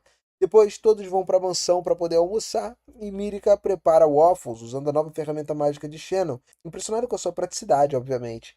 Conan explica que a ferramenta se tornou um grande sucesso no país, mas que todos os lucros vão, obviamente, diretamente para o seu mestre. Ele se pergunta por que Shannon ainda se recusa a pagá-lo pelas suas contribuições, e Shannon age como se estivesse fazendo um enorme favor permitindo que ele trabalhasse gratuitamente no seu projeto tão incrível. Então, Aiko se oferece para apoiar financeiramente Conan como sua criada amorosa, e Conan comenta que sua vida começa a parecer um pouco como se fosse um ator falido, né? E Aiko entra na brincadeira perguntando se ele abandonaria quando ficasse famoso, e Conan promete que, de forma pouco convincente, que um dia se casaria com ela. Aiko imediatamente aponta o quão falsa a promessa soou. Mirika ri da proximidade entre os dois, enquanto Shannon se sente desconfortável com toda a situação. Depois do almoço, Mirika pergunta quantos projetos Conan completou com Shannon, e ele explica que criaram 7 ferramentas mágicas, escreveram 5 trabalhos de pesquisa sobre teoria mágica e redigiram também um manual sobre experimentação mágica. Em seguida, revela que eles estão trabalhando em outra ferramenta, mas o Shannon diz que a partir de agora vai assumir todo o trabalho. Conan lembra que ainda precisariam terminar a caixa de insetos mágicos, mas Shannon permanece firme. Ele ressalta que Conan estava prestes a completar 12 anos, e é a hora dele tentar o exame de admissão na Escola Real de Magia. Ao ouvir isso, Conan fica em silêncio antes de declarar que ele não quer frequentar a escola de magia. Shannon pergunta o motivo. Conan explica que ele já pode aprender a melhor magia do lado dele, então ele não quer ir para lá. A magia do seu querido mestre é a mais braba. Só que o Shannon lhe lembra que ele já completou a maioria dos projetos em que estavam trabalhando, e Conan se pergunta se ele vai abandoná-lo depois de ter feito todo o trabalho pesado. Mas o Shannon ressalta que ele simplesmente não pode ensiná-lo a avançar em sua magia da água, já que ele é um mago da terra. Ele também diz que na escola de magia pode haver um mestre de magia da água incrivelmente talentoso e que o Conan não deveria se limitar a ficar com um único mestre para sempre. Enquanto Shannon enumera todos os benefícios de estudar sobre a tutela de um mago da água, de 3 ou 4 estrelas, Conan permanece em silêncio. Ainda assim, tenta protestar, mas dessa vez sabe que Shannon está certo. Ao vê-lo sofrer, Mirika corre para poder consolar Conan. Ela também apoia e incentiva a frequentar a escola de magia, dizendo que faria o possível para se tornar uma mulher digna de ser sua esposa. Com o apoio, Mirika Conan finalmente sorri e aceita o conselho de Shannon. Depois de tomar sua decisão, ele vai lá e pergunta a Shannon onde fica a escola de magia. E quando Shannon diz que a escola é a 100 milhas da sua casa, Conan quase que muda de ideia de novo. Mas por sorte, seu mestre expulsa antes que ele possa se arrepender. Depois disso, Shannon se prepara para voltar à torre e Conan pergunta como deveria se preparar para sua viagem na escola de magia, e ele se questiona se deveria levar muitas roupas extras, roupa de cama, mas o Shannon acha que é algo muito mais útil que ele tem que levar. Quando pergunta se ele está se referindo ao seu excelente senso de humor, mas Shannon suspira e esclarece que, na verdade, ele falava do nobre objetivo de criar um novo par de olhos. Com esses últimos conselhos, ele parte para a carruagem, deixando Conan com uma motivação renovada. Nosso protagonista corre de volta para o seu quarto, pega imediatamente sua perna, perguntando-se como pode esquecer a principal razão pela qual ele começou a aprender magia, e ele vai lá, pega uma folha de papel e começa a escrever, se lembrando de quantas coisas ele aprendeu a fazer sem usar os olhos durante a jornada mágica. Em algum momento do processo, ele se acostumou tanto a viver cego que ele esqueceu do seu desejo original de criar um par de olhos para si mesmo. Dessa vez, ele se sente determinado a levar o seu objetivo inicial até o fim. Enquanto isso, na carruagem, Mirika começa a chorar ali porque não quer deixar Conan partir. Sharon zomba dela por agir com tanta firmeza, né? Quando estava diante de Conan, então ela dá um chute na perna. Depois, Mirika de alguma forma pensa que o objetivo de Conan de criar um par de olhos é uma coisa boa. Se ele conseguir alcançar esse objetivo, acredita que ganharia tanto prestígio que ela ficaria para sempre para trás, como se fosse uma esposa medíocre. Refletindo sobre isso, percebendo que não se importaria se Conan permanecesse cego para sempre, Mirika confessa suas inseguranças ao diário, admitindo que é a pessoa é desprezível por pensar assim. Shannon se intromete de forma atrevida e concorda com ela, então ela faz ele calar a boca com outro chute. Dario também se cansa dos comentários sarcásticos de Shannon e adverte para baixar o tom, e depois se concentra em Mirika e diz que ela não é uma pessoa má por ter desejos egoístas. No entanto, alerta que ela não deve deixar de se levar por esses desejos nem sacrificar completamente por outra pessoa. Em vez disso, acredita que deveriam encontrar um ponto de equilíbrio e fazer algo que satisfaça tanto ela quanto Kunan. Ele assegura a Mirka que, com tanto treinamento que realizou, ela vai ficar bem e finalmente se recupera a um ponto de confiança. Ao ver isso, Shannon pensa que Dario é um brando demais com Mirka. Porém, Dario acredita que Shannon é duro demais com Kunan. Shannon então relembra todas as teorias mágicas complexas de feitiço que ensinou a Kunan. Dario observa que nenhum desses feitiços sofisticados pode criar novos olhos, e Shannon admite que ele também não sabe como fazer isso. Ainda assim, acredita que Kunan construiu uma nova base mágica por conta própria e confia que o seu aluno possa alcançar o impossível. Alguns dias depois, Conan revela vários experimentos para criar novos olhos. Ele cria bolhas de água refletoras que funcionam como espelhos que multiplicam nessas bolhas aos milhares. Embora saiba como os olhos de outras criaturas funcionam de maneira semelhante a essas bolhas, ele sente que isso não serve para ele. Então ele testa muitas outras variações de magia das bolhas e várias magias refletoras para ver se algo diferente funciona. Depois de horas de trabalho árduo, ele desaba no chão, sem obter nada além de resultados fracassados. Exausto, decide relaxar, tomando um agradável sauna quente. Ele convida seu irmão mais velho, Ishu, então, para poder acompanhar ele. Ishu pede ao seu pai que também relaxe com eles, e apesar de já ser tarde, os dois aceitam com prazer se juntar a Kunan. Então, Ason vai além e convida também a mãe de Kunan. E assim, todos passam um momento maravilhoso em família. Ao ver que Conan estava cansado o suficiente para ir para a sauna, Ishu se pergunta que tipo de experimentos brutais ele estava realizando. E o nosso protagonista explica que ele estava tentando os experimentos mais importantes, e todos entendem que ele se refere aos seus próprios olhos. Arson pergunta se ele conseguiu algum progresso, mas Conan admite que ele sequer está perto de concluir eles. Ainda assim, Ishu dá um tapinha no ombro e oferece todo o seu apoio. Arson faz o mesmo com seu querido filho. E no dia seguinte, enquanto almoçava, Conan se sente grato por ter amigos e familiares que apoiam tanto ele. Desejando voltar a ver todos aqueles rostos gentis, ele continua seu aprendizado tanto na Torre Negra quanto em casa. Um dia, ele consegue criar um espelho de água com um núcleo e depois reveste com uma areia fina capaz de detectar algumas mudanças no ambiente ao redor do espelho. E com o feedback sensorial dessa areia, Conan direciona as informações do espelho da água para fluírem até a sua mente. Dessa vez, com o modelo funcional, ele abre os olhos, permitindo a ele, de fato, ver o mundo pela primeira vez na sua vida. E ao perceber que ele cumpriu o objetivo da sua vida, Conan se enche de alegria e derrama lágrimas de felicidade. Ele caminha até a janela para contemplar o mundo exterior, só que nota uma coisa estranha, o reflexo do vidro, e acaba se virando para olhar. Atrás dele, Conan se depara com uma enorme criatura com uma carapaça que se ergue sobre ele como se fosse um gigante pré-histórico. Ele decide ignorar isso tudo por enquanto, já que esse é um momento especial e ele já tinha decidido que a primeira coisa que faria depois de ganhar a visão seria dar uma longa e atenta olhada a si mesmo no espelho. Ele então cria esse espelho e começa a se encarar. Infelizmente percebe que o seu rosto é meio comum, então a revelação não foi muito impactante quanto ele esperava. Enfim, agora que isso está resolvido, Conan se vira para poder ver aquele caranguejo gigante e pergunta o que ele está fazendo ali. Por isso, ele definitivamente não é uma pessoa normal. O caranguejo permanece em silêncio e por um segundo Conan considera a possibilidade de que aquela possa ser a verdadeira forma de Aiko. Só que essa hipótese é descartada quando ela invade o quarto dele do nada. Um momento depois, a sua entrada repentina assusta tanto Conan que ele acaba tropeçando no caranguejo. Porém, ao fazer isso, ele percebe que o caranguejo não está realmente ali. Ele ainda consegue ver o caranguejo, mas a sua mão atravessa a criatura quando tenta tocá-la, o que deixa ele extremamente confuso. Aiko também fica um pouco confusa, não tá entendendo muito quando viu Conan balançando o braço no ar, mas então ela nota um olho mágico flutuando do lado dele e percebe que ele deve ter alcançado o seu objetivo. Ela fica incrivelmente feliz de dar um grande abraço nele, mas acidentalmente acaba afastando o olho mágico, e todo aquele giro deixa o Conan muito tonto.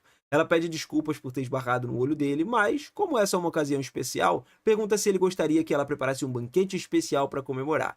Conan gosta da ideia, mas ainda tem um pequeno problema, o caranguejo gigante parado no meio do quarto. E Aiko parece não ter a menor ideia do que ele está falando, e para deixar tudo ainda mais confuso, por algum motivo Conan vê um chifre preto na cabeça de Aiko, mas ela nunca mencionou ter um chifre antes, e não parece saber que ele está ali. Conan realmente não sabe o que pensar dessa situação, então decide simplesmente deixar isso de lado por enquanto e lidar com o assunto depois. Enquanto isso, ele sai para ter um primeiro contato verdadeiro com o mundo exterior, e seria talvez de se esperar, que ele ficasse maravilhado com a bela paisagem dos campos. Mas com a sua visão mágica, o que ele vê na verdade é uma extensão sombria de terra sob o sol negro e uma atmosfera melancólica. Isso não é nada do que ele esperava, mas como ele nunca viu o céu antes, não tem como ele saber se isso é normal ou não. Aiko logo se junta a ele do lado de fora, já que eles estavam prestes a ir para o prédio principal para informar os outros sobre a sua visão, mas Conan ainda está bastante preocupado, porque o caranguejo ele estava seguindo ele agora, e Aiko continua sem conseguir ver o caranguejo, quando finalmente chegam na casa principal. Ishu e a mãe de Conan ficam todos radiantes ali, ao saber que ele agora pode enxergar, e Conan também fica feliz ao vê-los, mas por algum motivo, Ishu tem asas e a sua mãe tem heterocromia. Ambos parecem muito incríveis aos olhos de Conan, mas assim como o chifre de Aiko, ele é o único que consegue ver essas características, e ainda não sabe o porquê. Poucos momentos depois, o pai de Conan sobe as escadas correndo, porque ele acabou de ser informado sobre a visão do filho, e Conan esperava que ele tivesse alguma característica invisível semelhante à dos outros. Mas, para sua surpresa, o seu pai parece uma calamidade ambulante, no nível de um anti-espiral. Nenhum deles parece ter qualquer noção dessas características invisíveis, então provavelmente não adiantaria falar sobre isso agora. Conan então decide esperar para pedir um conselho de Zeon quando tiver a sua oportunidade. A notícia da conquista de Conan logo chega ao castelo real. Zeon é informado de que recebeu permissão para deixar o castelo e visitá-lo, mesmo não sendo mais seu instrutor, já que se trata de uma ocasião especial. Mais tarde naquele dia, a carruagem do castelo chega.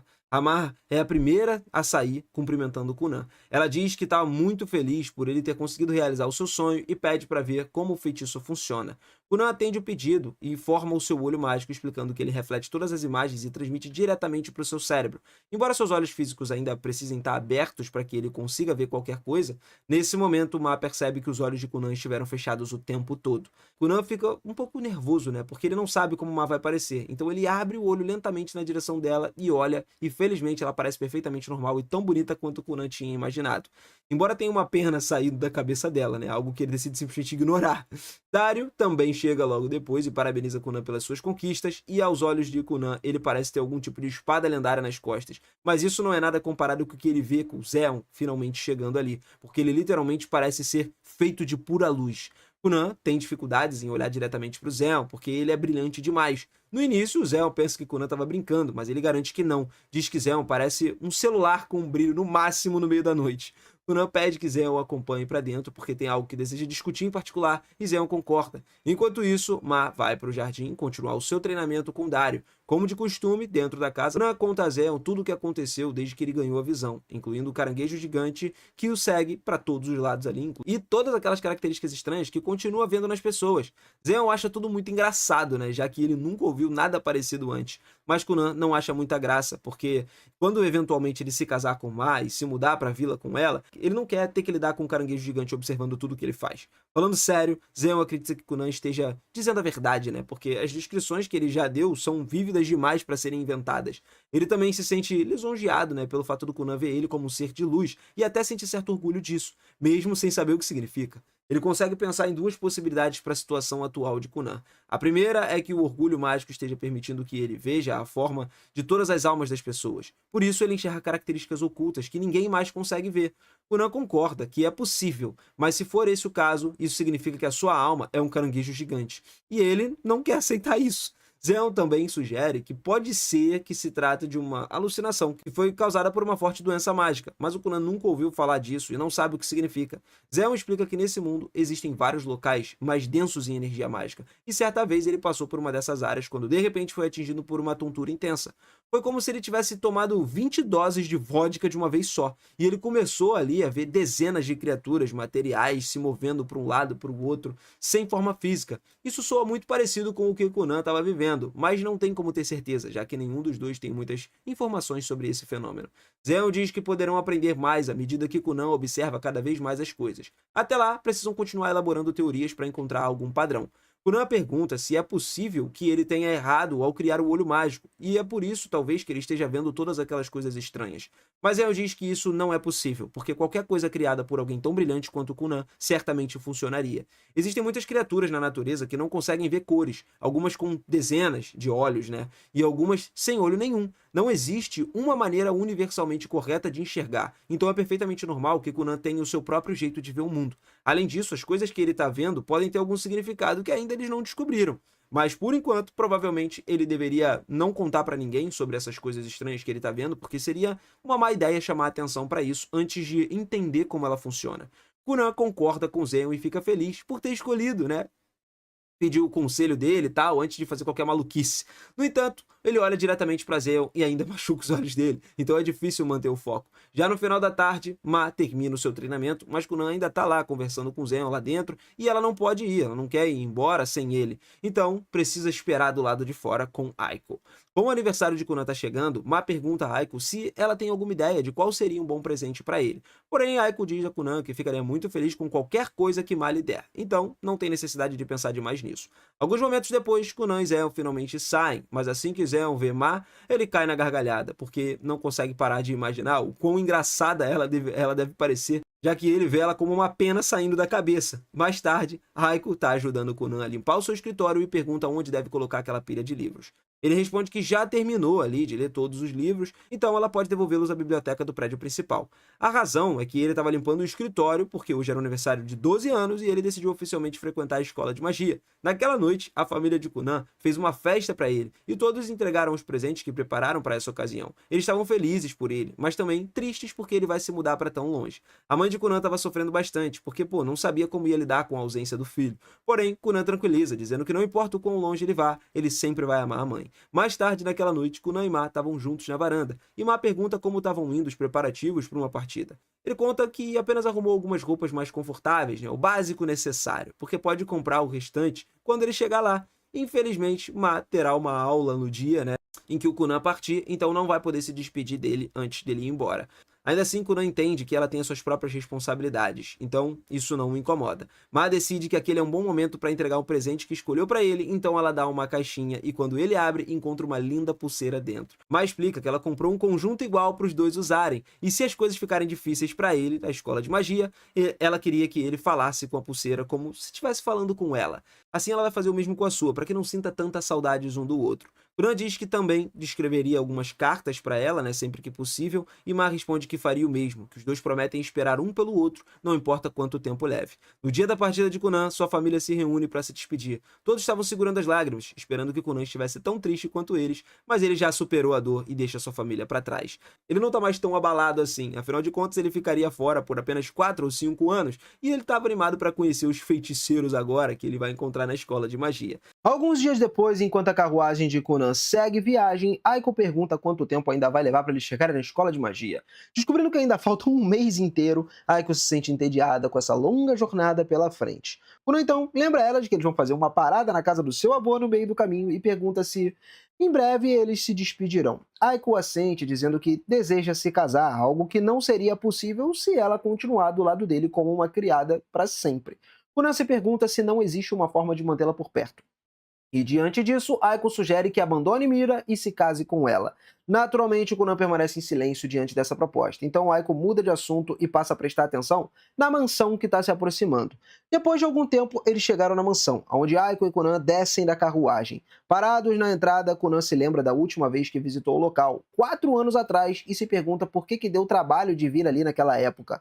Aiko então recorda que ele arrastou toda a família só para investigar uma suposta biblioteca mágica na região. Logo em seguida, o avô de Conan, Regent, irrompe pelas portas principais. Conan imediatamente corresponde ao seu entusiasmo, né? O avô tá ali todo no ápice e corre para abraçá-lo. Só que ele percebe que o querido avô parece ter chifres de demônio na cabeça. E ao se afastar do abraço, Regent pergunta como que a mãe de Conan tá. Conan responde que ela ficou forte o suficiente para derrotar até mesmo o próprio Regent. E em vez de se ofender, o velho leva toda aquela provocação na esportiva e pergunta se Conan gostaria de ganhar um presente, né, pela admissão da escola de magia. Enquanto o Regent oferece todas as riquezas do mundo pro neto, Aiko educadamente entrega a ele uma carta da mãe de Conan. Após ler a carta, Regent fica aborrecido ao descobrir que seu orçamento para presente foi limitado a míseros US$ 1 milhão. E já é muita coisa, né? O Conan ele lembra o seu avô de que ele não precisa de um presente tão caro, mas o Regent ainda pergunta se conseguiria contrabandear algo extravagante, né, sem que sua mãe percebesse. Mudando de assunto, o Conan lembra que ele veio ali com Aiko, né, veio deixar ela ali para buscar a sua substituta. Regent concorda e se retira ali, retornando pouco depois com a jovem chamada Rinko. Cara, ela se apresenta abertamente, admitindo que só aceitou o trabalho de criada porque o pagamento permite que ela economize para poder abrir a loja dos seus sonhos e se casar. Diante da sua fraqueza, Conan percebe que Rinko realmente é a irmã mais nova de Aiko. Ela sorri e explica que foi Aiko quem recomendou o trabalho. E antes de começar a se gabar orgulhosamente, né, de que tá noiva e tudo mais, ao contrário da sua velha bruxa, de irmã mais velha também, né, Aiko se pergunta por que Rinko tá trazendo isso à tona. E ela explica que estava apenas estabelecendo limites com Conan. Conan tranquiliza Rinko, dizendo que não faria nada que manche a sua honra, já que ele próprio também tem uma noiva. Ele pede para que ela mantenha contato com seu noivo, né, enquanto trabalha para ele, e Rinko aceita de bom grado. Rinko revela que pretendia abrir a sua loja junto com o futuro marido e que estava ansiosa para juntar o dinheiro necessário. Conan começa a rir, satisfeito ao ver que a irmã mais nova tem senso de humor, assim como a mais velha. Depois da apresentação de Rinko, Conan se senta à mesa de jantar para almoçar. E enquanto espera as duas crianças arrumarem a mesa, Rinko confessa a Aiko que não esperava que Conan fosse tão tranquilo, considerando que ele carrega uma cicatriz do herói. Aiko deu um conselho, dizendo que Conan permanece dócil enquanto estiver bem alimentado. Rinko concorda e pensa em preparar os pratos favoritos dele. Aiko então acrescenta que seria fácil, né, para a irmã se adaptar a um novo mestre. Em seguida, ela fecha os olhos e recorda que é a primeira vez que ele ouviu falar de Conan. Naquela época, os pais de Conan queriam que ele servisse, porque ela era madura, mas ainda jovem o suficiente para poder criar um laço com ele. Conforme Aiko passava seus dias ao lado de Kunan, ela começou a ensinar ele sobre os objetos ao seu redor, ajudando a se adaptar ao ambiente, mesmo sem a visão. Com o passar do tempo, se tornou o Kunan ali cada vez mais independente, até que finalmente ele criou seu próprio conjunto artificial de olhos. No presente, Aiko acredita que estava mais do que pronto para viver sozinho. No entanto, o Kunan ele não pensa assim, porque ele sente que ficaria solitário sem ela. Percebendo isso, Aiko alerta Rinko de que Kunan ainda era uma criança solitária e que ele deveria ter cuidado no seu comportamento perto dele. Por algum motivo, Aiko acabou se desviando completamente do assunto e começou a alertar sua irmã para não corromper a mente inocente de Kunan. Rinko garante que não tem nenhuma intenção maliciosa com ele, mas acha que Kunan é um alvo fácil para mulheres, já que sempre conquista elas com as palavras suaves. Aiko acaba acreditando que Rinko estava exagerando, mas ela insiste que o senso de humor e os elogios de Aiko transformam Kunan em um conquistador involuntário. Depois de discussão ali entre as irmãs, Kunan deu uma mordida no sanduíche que acabaram preparando para ele. Depois de apenas uma mordida, ele começou a elogiar um simples sanduíche como se fosse uma fusão divina dos talentos culinários das duas. Ao ouvir o elogio meloso, Rinko lembra Aiko de que nunca estaria salvo perto das mulheres. Mais tarde, Kunan vai dormir, né, para se preparar para outra longa viagem, e na manhã seguinte, Aiko o acorda. Ele se levanta, mas pergunta se ela lembra do que disse quando Jenny e Flora o deixaram. Kunan recorda que nunca se sentiu tão seguro sem Aiko e ressalta que ainda vai para a escola de magia sem nenhum outro membro da família, apesar de ter sido ele quem decidiu ir sem ela. Mesmo assim, ele quer saber se ela vai continuar presente no seu futuro, né, na vida dele. E a Aiko tranquiliza, dizendo que ela vai continuar trabalhando na mansão do seu avô para que ele possa vê-la sempre que se sentir sozinho. E depois observa que provavelmente levaria anos até eles se encontrarem de novo. Talvez ela estivesse casada com seus filhos quando isso acontecer. Depois disso, Aiko deu um grande abraço em Kunan e se despediu dele pela última vez. Pouco depois, Kunan arrumou sua bagagem e subiu na carruagem com Rinko. Regent apareceu lá, né, implorando que ele ficasse, demonstrando sua natureza teimosa, mas o Kunan partiu sem dizer outras palavras. Rumo ao novo destino agora. Enquanto a carruagem está lá, começando a se mover, Kunan agradece a Rinko por concordar em servi-lo. Ele até pergunta para ela se vai ficar bem longe do noivo por alguns anos e tudo mais, se está tudo bem. E a Rinko responde alegremente que o noivo concordou em esperar, porque acredita que o dinheiro para a loja valerá muito mais a pena. Kunan ficou curioso sobre que tipo de loja ela deseja abrir, e a Rinko revela que quer um restaurante. Kunan, ele considera essa escolha totalmente razoável, tá? E depois de alguns dias, Kunan e Rinko descem para uma pequena cidade próxima à cidade mágica de Durisk. E cara, enquanto eles estão caminhando, o Kunan nota um livro de aparência misteriosa exposto do lado de fora de uma loja. Naturalmente, a gente sabe que o interesse do pequeno mago é despertado e ele entra para admirar os livros. Rinko, em seguida, se pergunta por que ele está tão animado, já que a biblioteca de Regent era muito maior. Kunan explica que o avô não possuía muitos livros sobre magia. Quando Rinko pergunta se ele pretende comprar alguns, o Kunan responde que ele vai à falência se ele pensar só nisso. Então o Rinko percebe o preço absurdo dos 5 milhões de NECA, né, que era um dos livros, e ao compreender o quão caro é ele seguir sua carreira de magia, Kunan explica que o valor é justificável, porque cada livro contém experiências e conhecimentos únicos de outros magos talentosos. Mesmo assim, Rinko acha que os livros não valem o peso do ouro, tá? E enquanto os dois discutem ali, a dona da loja pergunta se eles se interessam, né, pelas suas mercadorias. Kunan explica que ele ainda não podem pagar pelos livros, e a dona deduz que eles devem ser um estudante e tudo mais, e ele então pede para que ele demonstre um pouco de magia. Kunan cria um pequeno gato usando magia da água e a criatura fofa conquista imediatamente a mulher. Kunan então pergunta se ela também possui talento mágico. E ela balança a cabeça, dizendo que é apenas uma pessoa comum apaixonada pela magia. Suspirando, comenta que os jovens feiticeiros brilhantes como Kunan estavam transformando Durisk num verdadeiro paraíso mágico. Kunan se pergunta se algo tão empolgante realmente está acontecendo ali. A dona então revela que a Santa do Reino Sagrado também se matricula na Academia de Magia esse ano, lembrando que Durisk recebeu o Príncipe do Inferno e o Feiticeiro do Relâmpago no ano anterior. Ela acredita que Kunan logo vai se juntar a esse grupo. Em seguida, a dona oferece a Kunan o seu livro mais precioso com um desconto especial de 50%. Descobrindo que se tratava de uma cópia, né, que era usada do livro do Zeon, o Kunan ignorou claramente a oferta e saiu da loja como se o livro não valesse nada, deixando a dona em choque.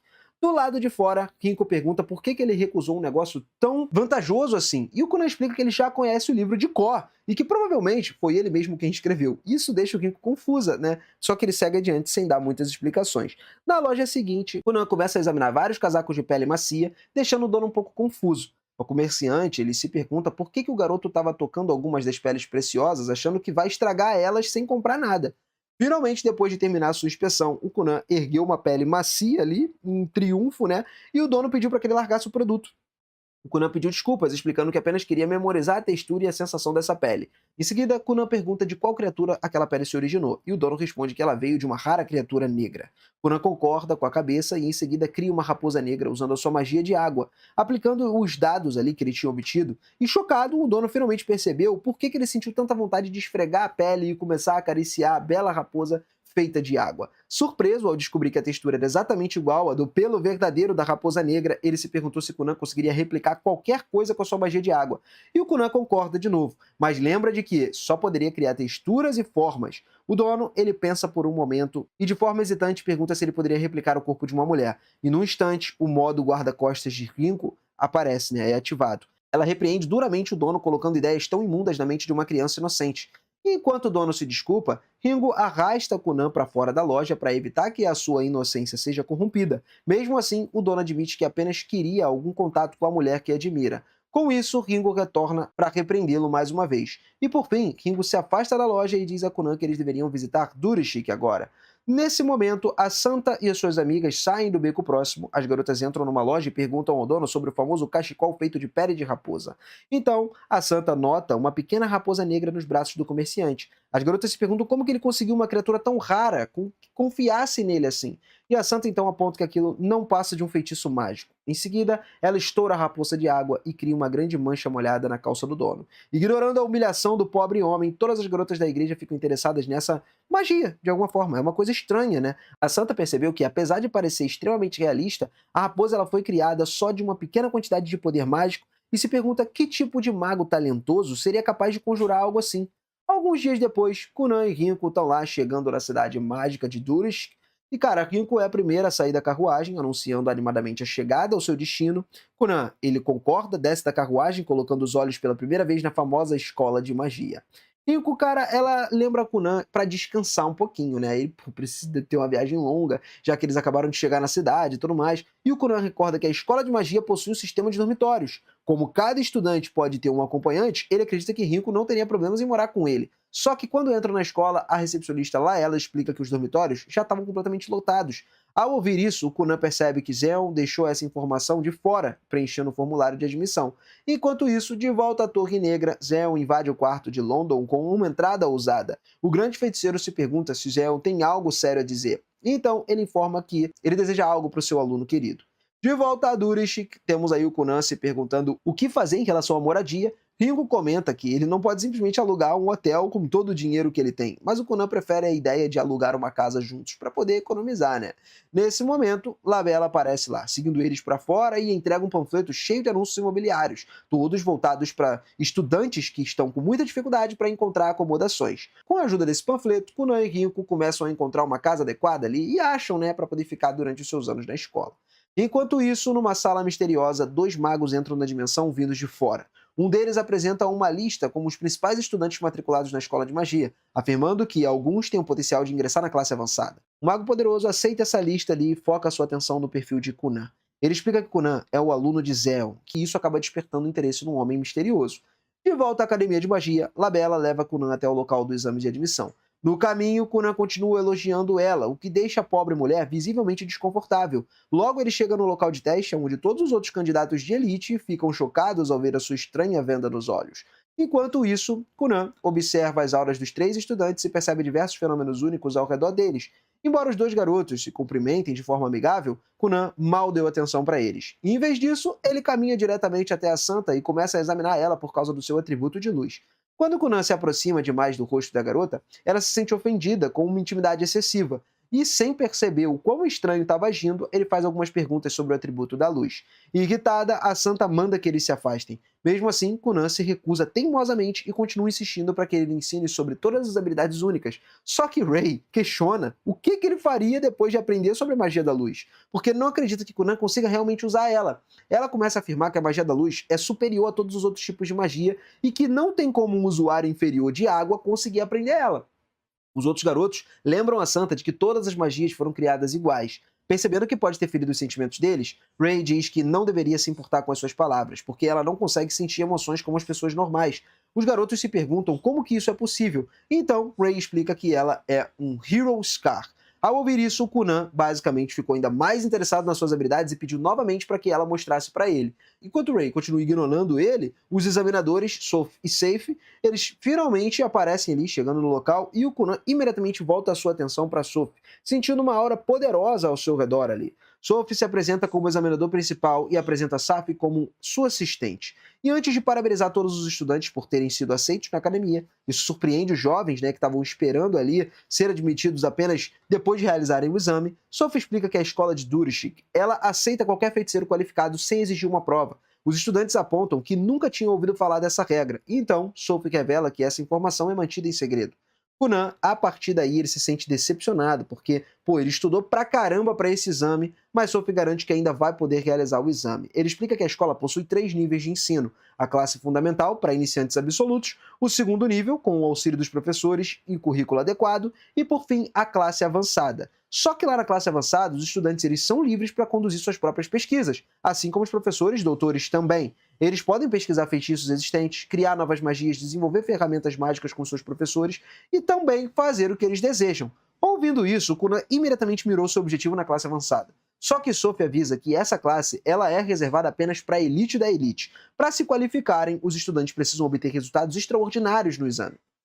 E ele então revela os 4 estudantes presentes ali que foram reunidos especificamente para o exame da classe avançada, porque os seus professores recomendaram eles pessoalmente com base nas suas habilidades. Kunan se animou de novo com esse exame, o que fez Safi ranger os dentes, silenciosamente, né, ignorando a reação dela. Soph pediu que os alunos se preparassem para um teste prático.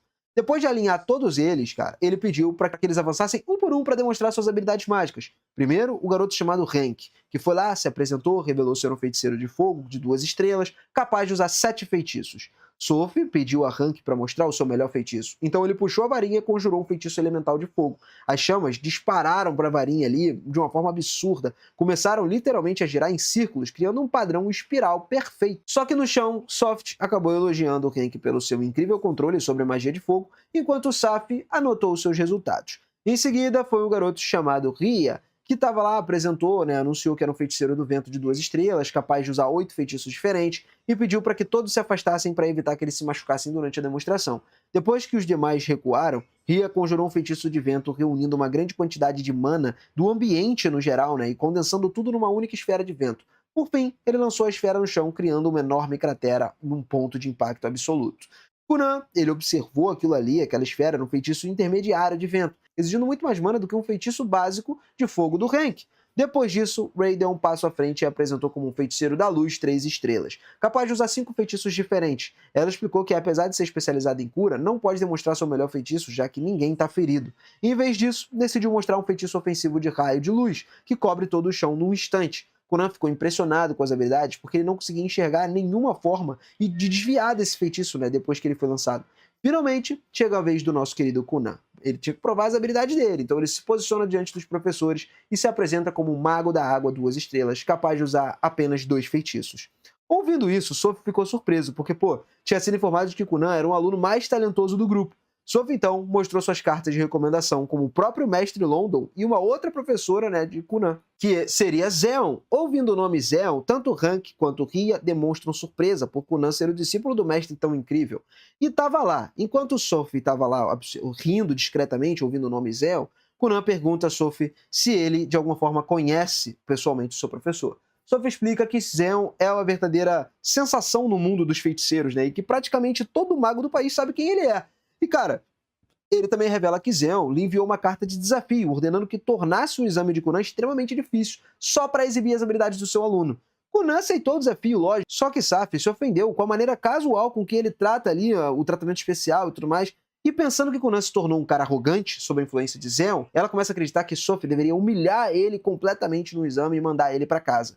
Kunan questiona se está zangada por causa de Zeon, mas Safi nega guardar qualquer rancor contra ele. Soph interrompe a discussão e anuncia o início do teste de Kunan. Antes de começar, Kunan olha para Ray e pede que observe atentamente. Soph os lembra de que ele tem que se concentrar no próprio exame, então ele conjura uma barreira de vento ao redor do seu corpo. Com uma forte barreira envolvendo ele, Soph desafia Kunan a superá-la.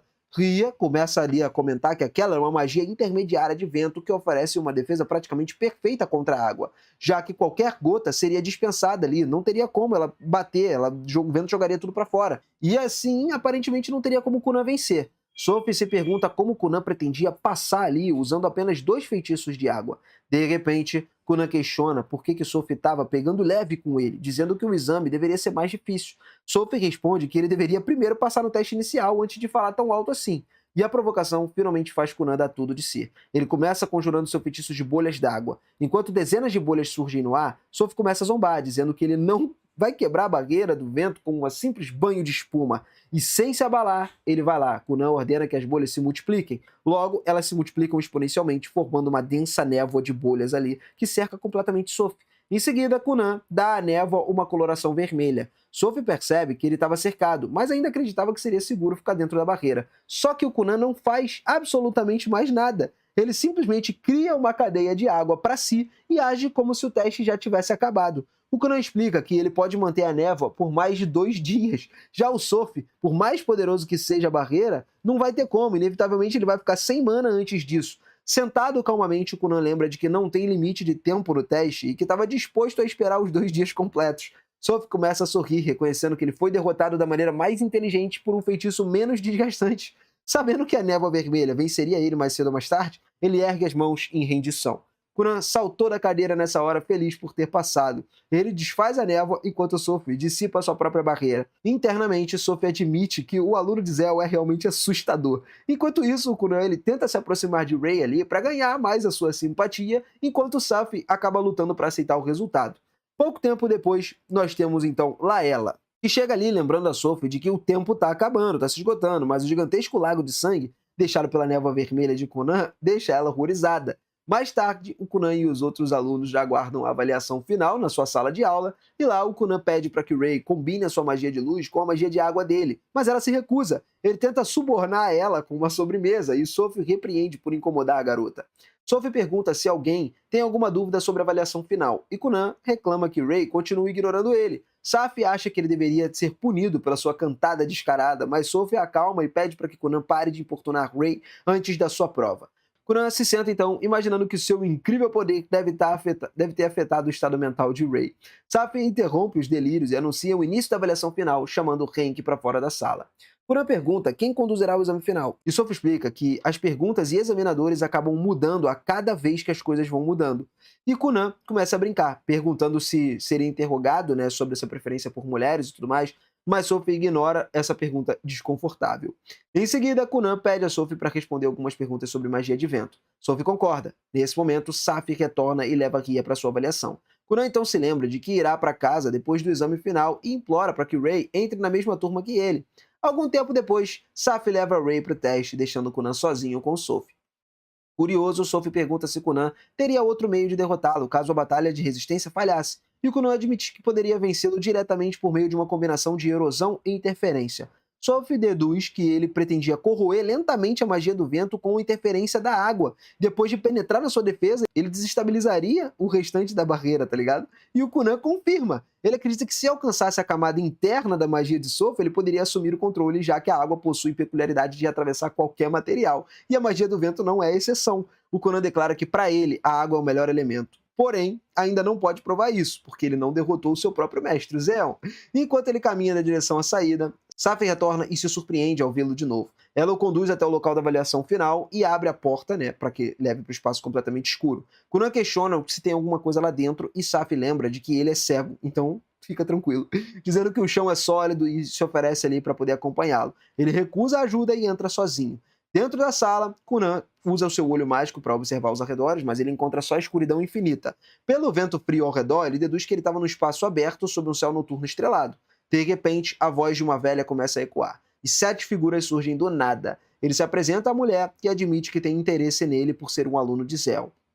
Quando a senhora se aproxima para observá-lo melhor, Kunan pede para que mantenha distância, porque ele tá noivo, ele não quer se envolver com outra mulher. E ela aponta que, cara, ele vinha flertando com o Rai nesse momento, né? Mas o Kunan afirma que não, ele estava falando só por causa da magia dela. A velha pergunta então se ele vai continuar cauteloso apesar da idade dela. E o Kunan responde que ele vai ficar com a guarda ali contra qualquer mulher, independente da idade. Satisfeita, ela respeita o seu desejo. Ela então pergunta se ele aprendeu algo novo durante o exame, e o Kunan, animado, confirma que ele ficou empolgado ao ver tantos feitiços novos. A velha, percebendo seu entusiasmo, declara que ele se qualificou para a turma avançada. Enquanto começa a dar a ele alguns conselhos para o futuro, o Kunan simplesmente comemora a vitória e sai correndo da sala antes que ela termine. A senhora suspira, se lembrando de que Zeon ficou tão feliz que recebeu seus ensinamentos, tá ligado? Algo que o aluno ignorou completamente.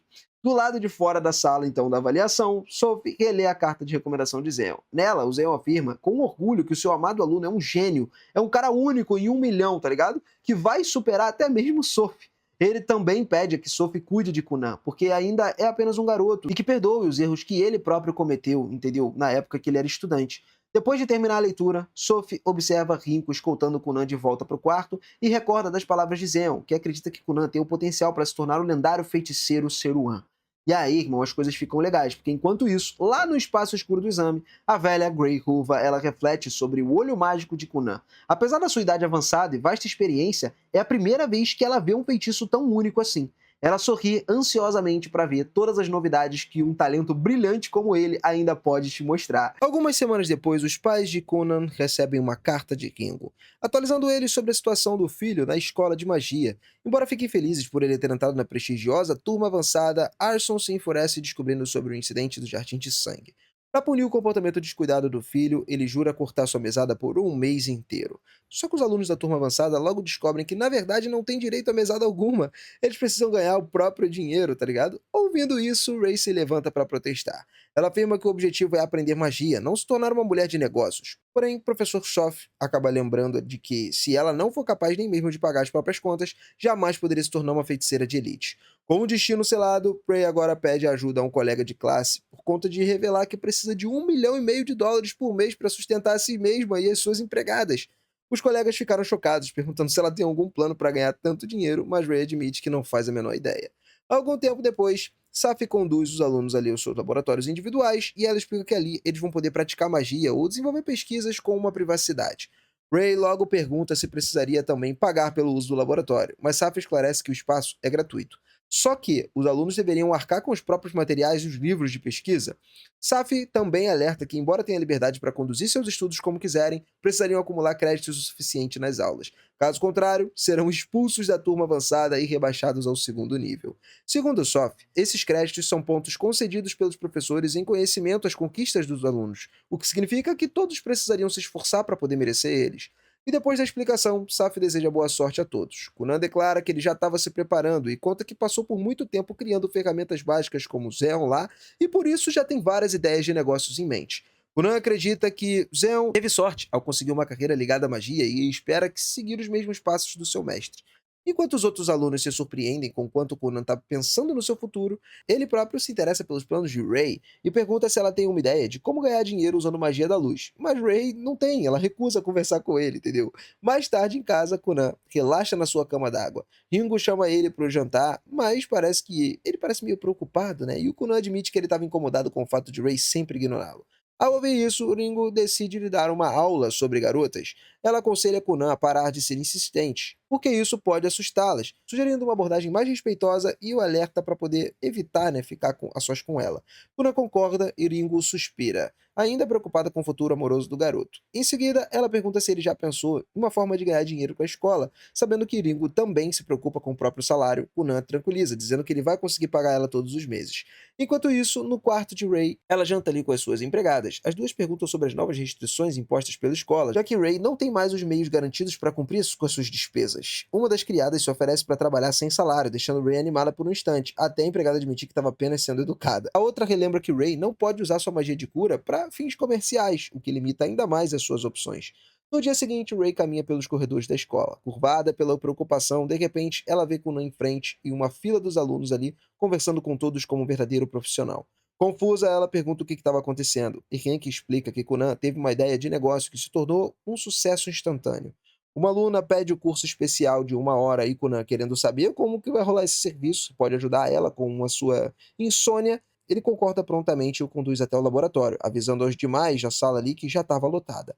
Ray observa tudo impressionada e até Sophie e Safi aparecem para poder conferir toda a movimentação. Depois de atender mais um cliente, Conan explica que os professores que criou um santuário do sono ali no seu laboratório. um espaço de camas d'água especializados, onde os alunos exaustos podem descansar profundamente. Sophie questiona o que tem de tão especial nessas camas, e Conan responde que elas são tão confortáveis que até o Zenhal reconheceu sua qualidade. Ele explica que, depois de tantas noites em claro trabalhando com Zenhal, ele percebeu que muitos estudantes da academia vivem cansados e desesperados por um breve descanso. Assim, nasceu o serviço das camas d'água. De repente, Sophie coloca a mão no seu ombro e, em um tom sério ali, pede para que ele também crie um quarto especial para os professores. Kuran se sente constrangido por cobrar deles, mas Sophie garante que pagariam com prazer. Algum tempo depois, o primeiro grupo de clientes acorda totalmente satisfeito. Mais tarde, três belas garotas também contratam o serviço, curiosas para descobrir mais sobre o Kunan. Já à noite, Ray permanece no seu quarto ali com as empregadas, preocupada por não conseguir sequer pagar a conta de luz. Uma das criadas sugere pedir uma concessão aos professores, mas Ray revela que já tentou e não deu certo. Pressionada, ela admite que talvez precise pedir conselhos ao Kunan. E ao ouvir isso, as empregadas começam a provocá-la, insinuando que, cara, ele seria o seu namorado. E Ray rebate, dizendo que Kunan apenas quer trabalhar com ela. Ainda assim, ela confessa que seus colegas torcem para que os dois façam uma parceria, embora ela se sinta meio relutante, né, em pedir ajuda de alguém que considera um mulherengo. No dia seguinte, com o coração pesado, Ray vai lá até o laboratório de Kunan. Ele se oferece alegremente para ajudá-la, mas Ray admite que evita ele por medo, né, de que ele pedisse algo ali inapropriado em troca. E o Kunan promete que ele jamais vai colocar ela numa situação desconfortável e pede que Safi entre na sala para evitar qualquer mal-entendido. Quando Safi chega, Kunan explica que não queria ficar sozinho com Ray justamente para evitar problemas. Impressionada com a sua consideração, Ray, ela escuta enquanto ele pergunta o porquê que ela não usa os seus poderes de cura para poder ganhar dinheiro. E Ray responde que a sua magia é a responsabilidade sagrada da sua terra natal e que não quer usar ela para fins materiais. Kunan então sugere escrever relatórios mágicos em troca de pagamento, mas reconhece que o trabalho de um aluno dificilmente teria tanto valor quanto o de um professor. Em seguida, ele começa a questionar a Ray se poderia usar sua habilidade de purificação para criar alguns produtos. Ray confirma que pode, então o Conan ele propõe desenvolver ferramentas mágicas usando a magia dela. Saf lembra que caso o projeto faça sucesso, Conan terá que dividir os lucros com Ray. Ele concorda, sem problema nenhum, afirmando que não se importa em compartilhar os lucros do seu trabalho. Por fim, Conan pergunta a Ray se estava disposta a trabalhar do seu lado. Depois de um breve silêncio, ela aceita.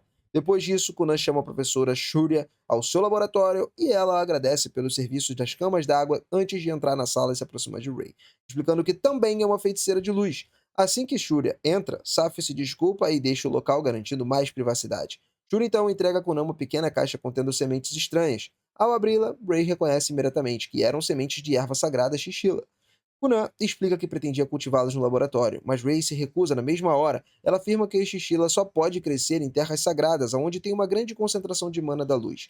Kunan concorda e revela que pesquisou profundamente sobre as Xixilas na Terra Sagrada. Segundo seus estudos, o solo comum pode ser transformado em solo sagrado por meio da magia purificadora. Ele lembra que Ray possui um feitiço chamado Sanctum, capaz de produzir um efeito semelhante. Saf também acredita que a hipótese pode funcionar. E depois de pensar por alguns instantes, Ray concorda em tentar um experimento e ela une as mãos e começa a conjurar um feitiço de Sanctum. Uma luz quente irradia pelo ambiente e envolve o solo com uma barreira luminosa. Pouco depois, as sementes de Xixila começam a germinar e alguns brotos surgem na terra, confirmando a teoria de Kunan.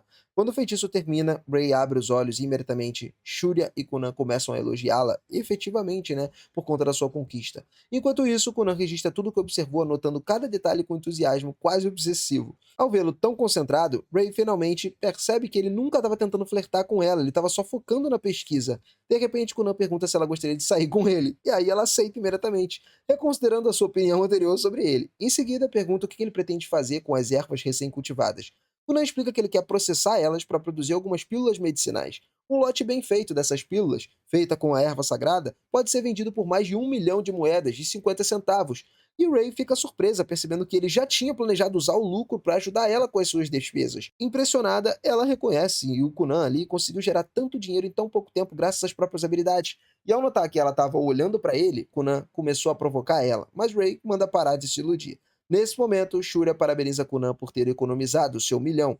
Ray não entende, então Shurya explica que as sementes de Xixila custam cerca de 1 milhão de moedas. Ray finalmente percebe que Kunan comprou as sementes com o próprio dinheiro, arriscando tudo no experimento. Ela se pergunta o que teria acontecido se sua magia não tivesse funcionado, e Kunan evita responder, apenas agradecendo pela sua ajuda. Ray sorri levemente e pede desculpas por ter duvidado dele. Kunan diz que prefere um agradecimento, e ela agradece sinceramente antes de voltarem ao trabalho. Depois de um curto período agora, as plantas de Xixila floresceram completamente. Shurya ajudou os alunos ali a moer as flores e o Kunan transformou o material numa pasta medicinal. Em seguida, ele preparou um lote de pílulas com extremo cuidado, entendeu? Quando as pílulas ficaram prontas, ele levou elas para a farmácia para avaliação. Os especialistas examinaram cuidadosamente os comprimidos e declararam que eles estavam em perfeitas condições. Avaliando o lote em mais de 2 milhões, cara, Ray suspirou aliviada. Para comemorar, Conan convida Ray e suas empregadas para jantar. Num restaurante, ele oferece corajosamente para pagar tudo. As empregadas agradecem e aceitam generosamente isso. Mas logo Conan começa a se arrepender ao perceber que gastou centenas de milhares apenas com comida.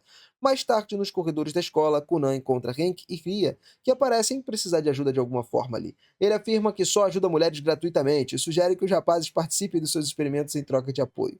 Enquanto isso, no laboratório do sono, as 3 garotas que tinham usado o serviço acordaram revigoradas, só que continuaram desconfiadas umas das outras, conscientes de que todas estavam interessadas no Conan. E assim a gente finaliza o episódio 10 aqui. Se você tá curtindo, não esquece de caprichar no like, de se inscrever no canal e de ativar o sininho, hein? Eu conto com você pra gente acompanhar a nossa historinha do Conan, que o cara cada vez mais tá fazendo mais história dentro dessa escola de magia, hein? Bom, galera, eu vou ficando por aqui, aquele forte abraço e eu vejo vocês na próxima. Valeu!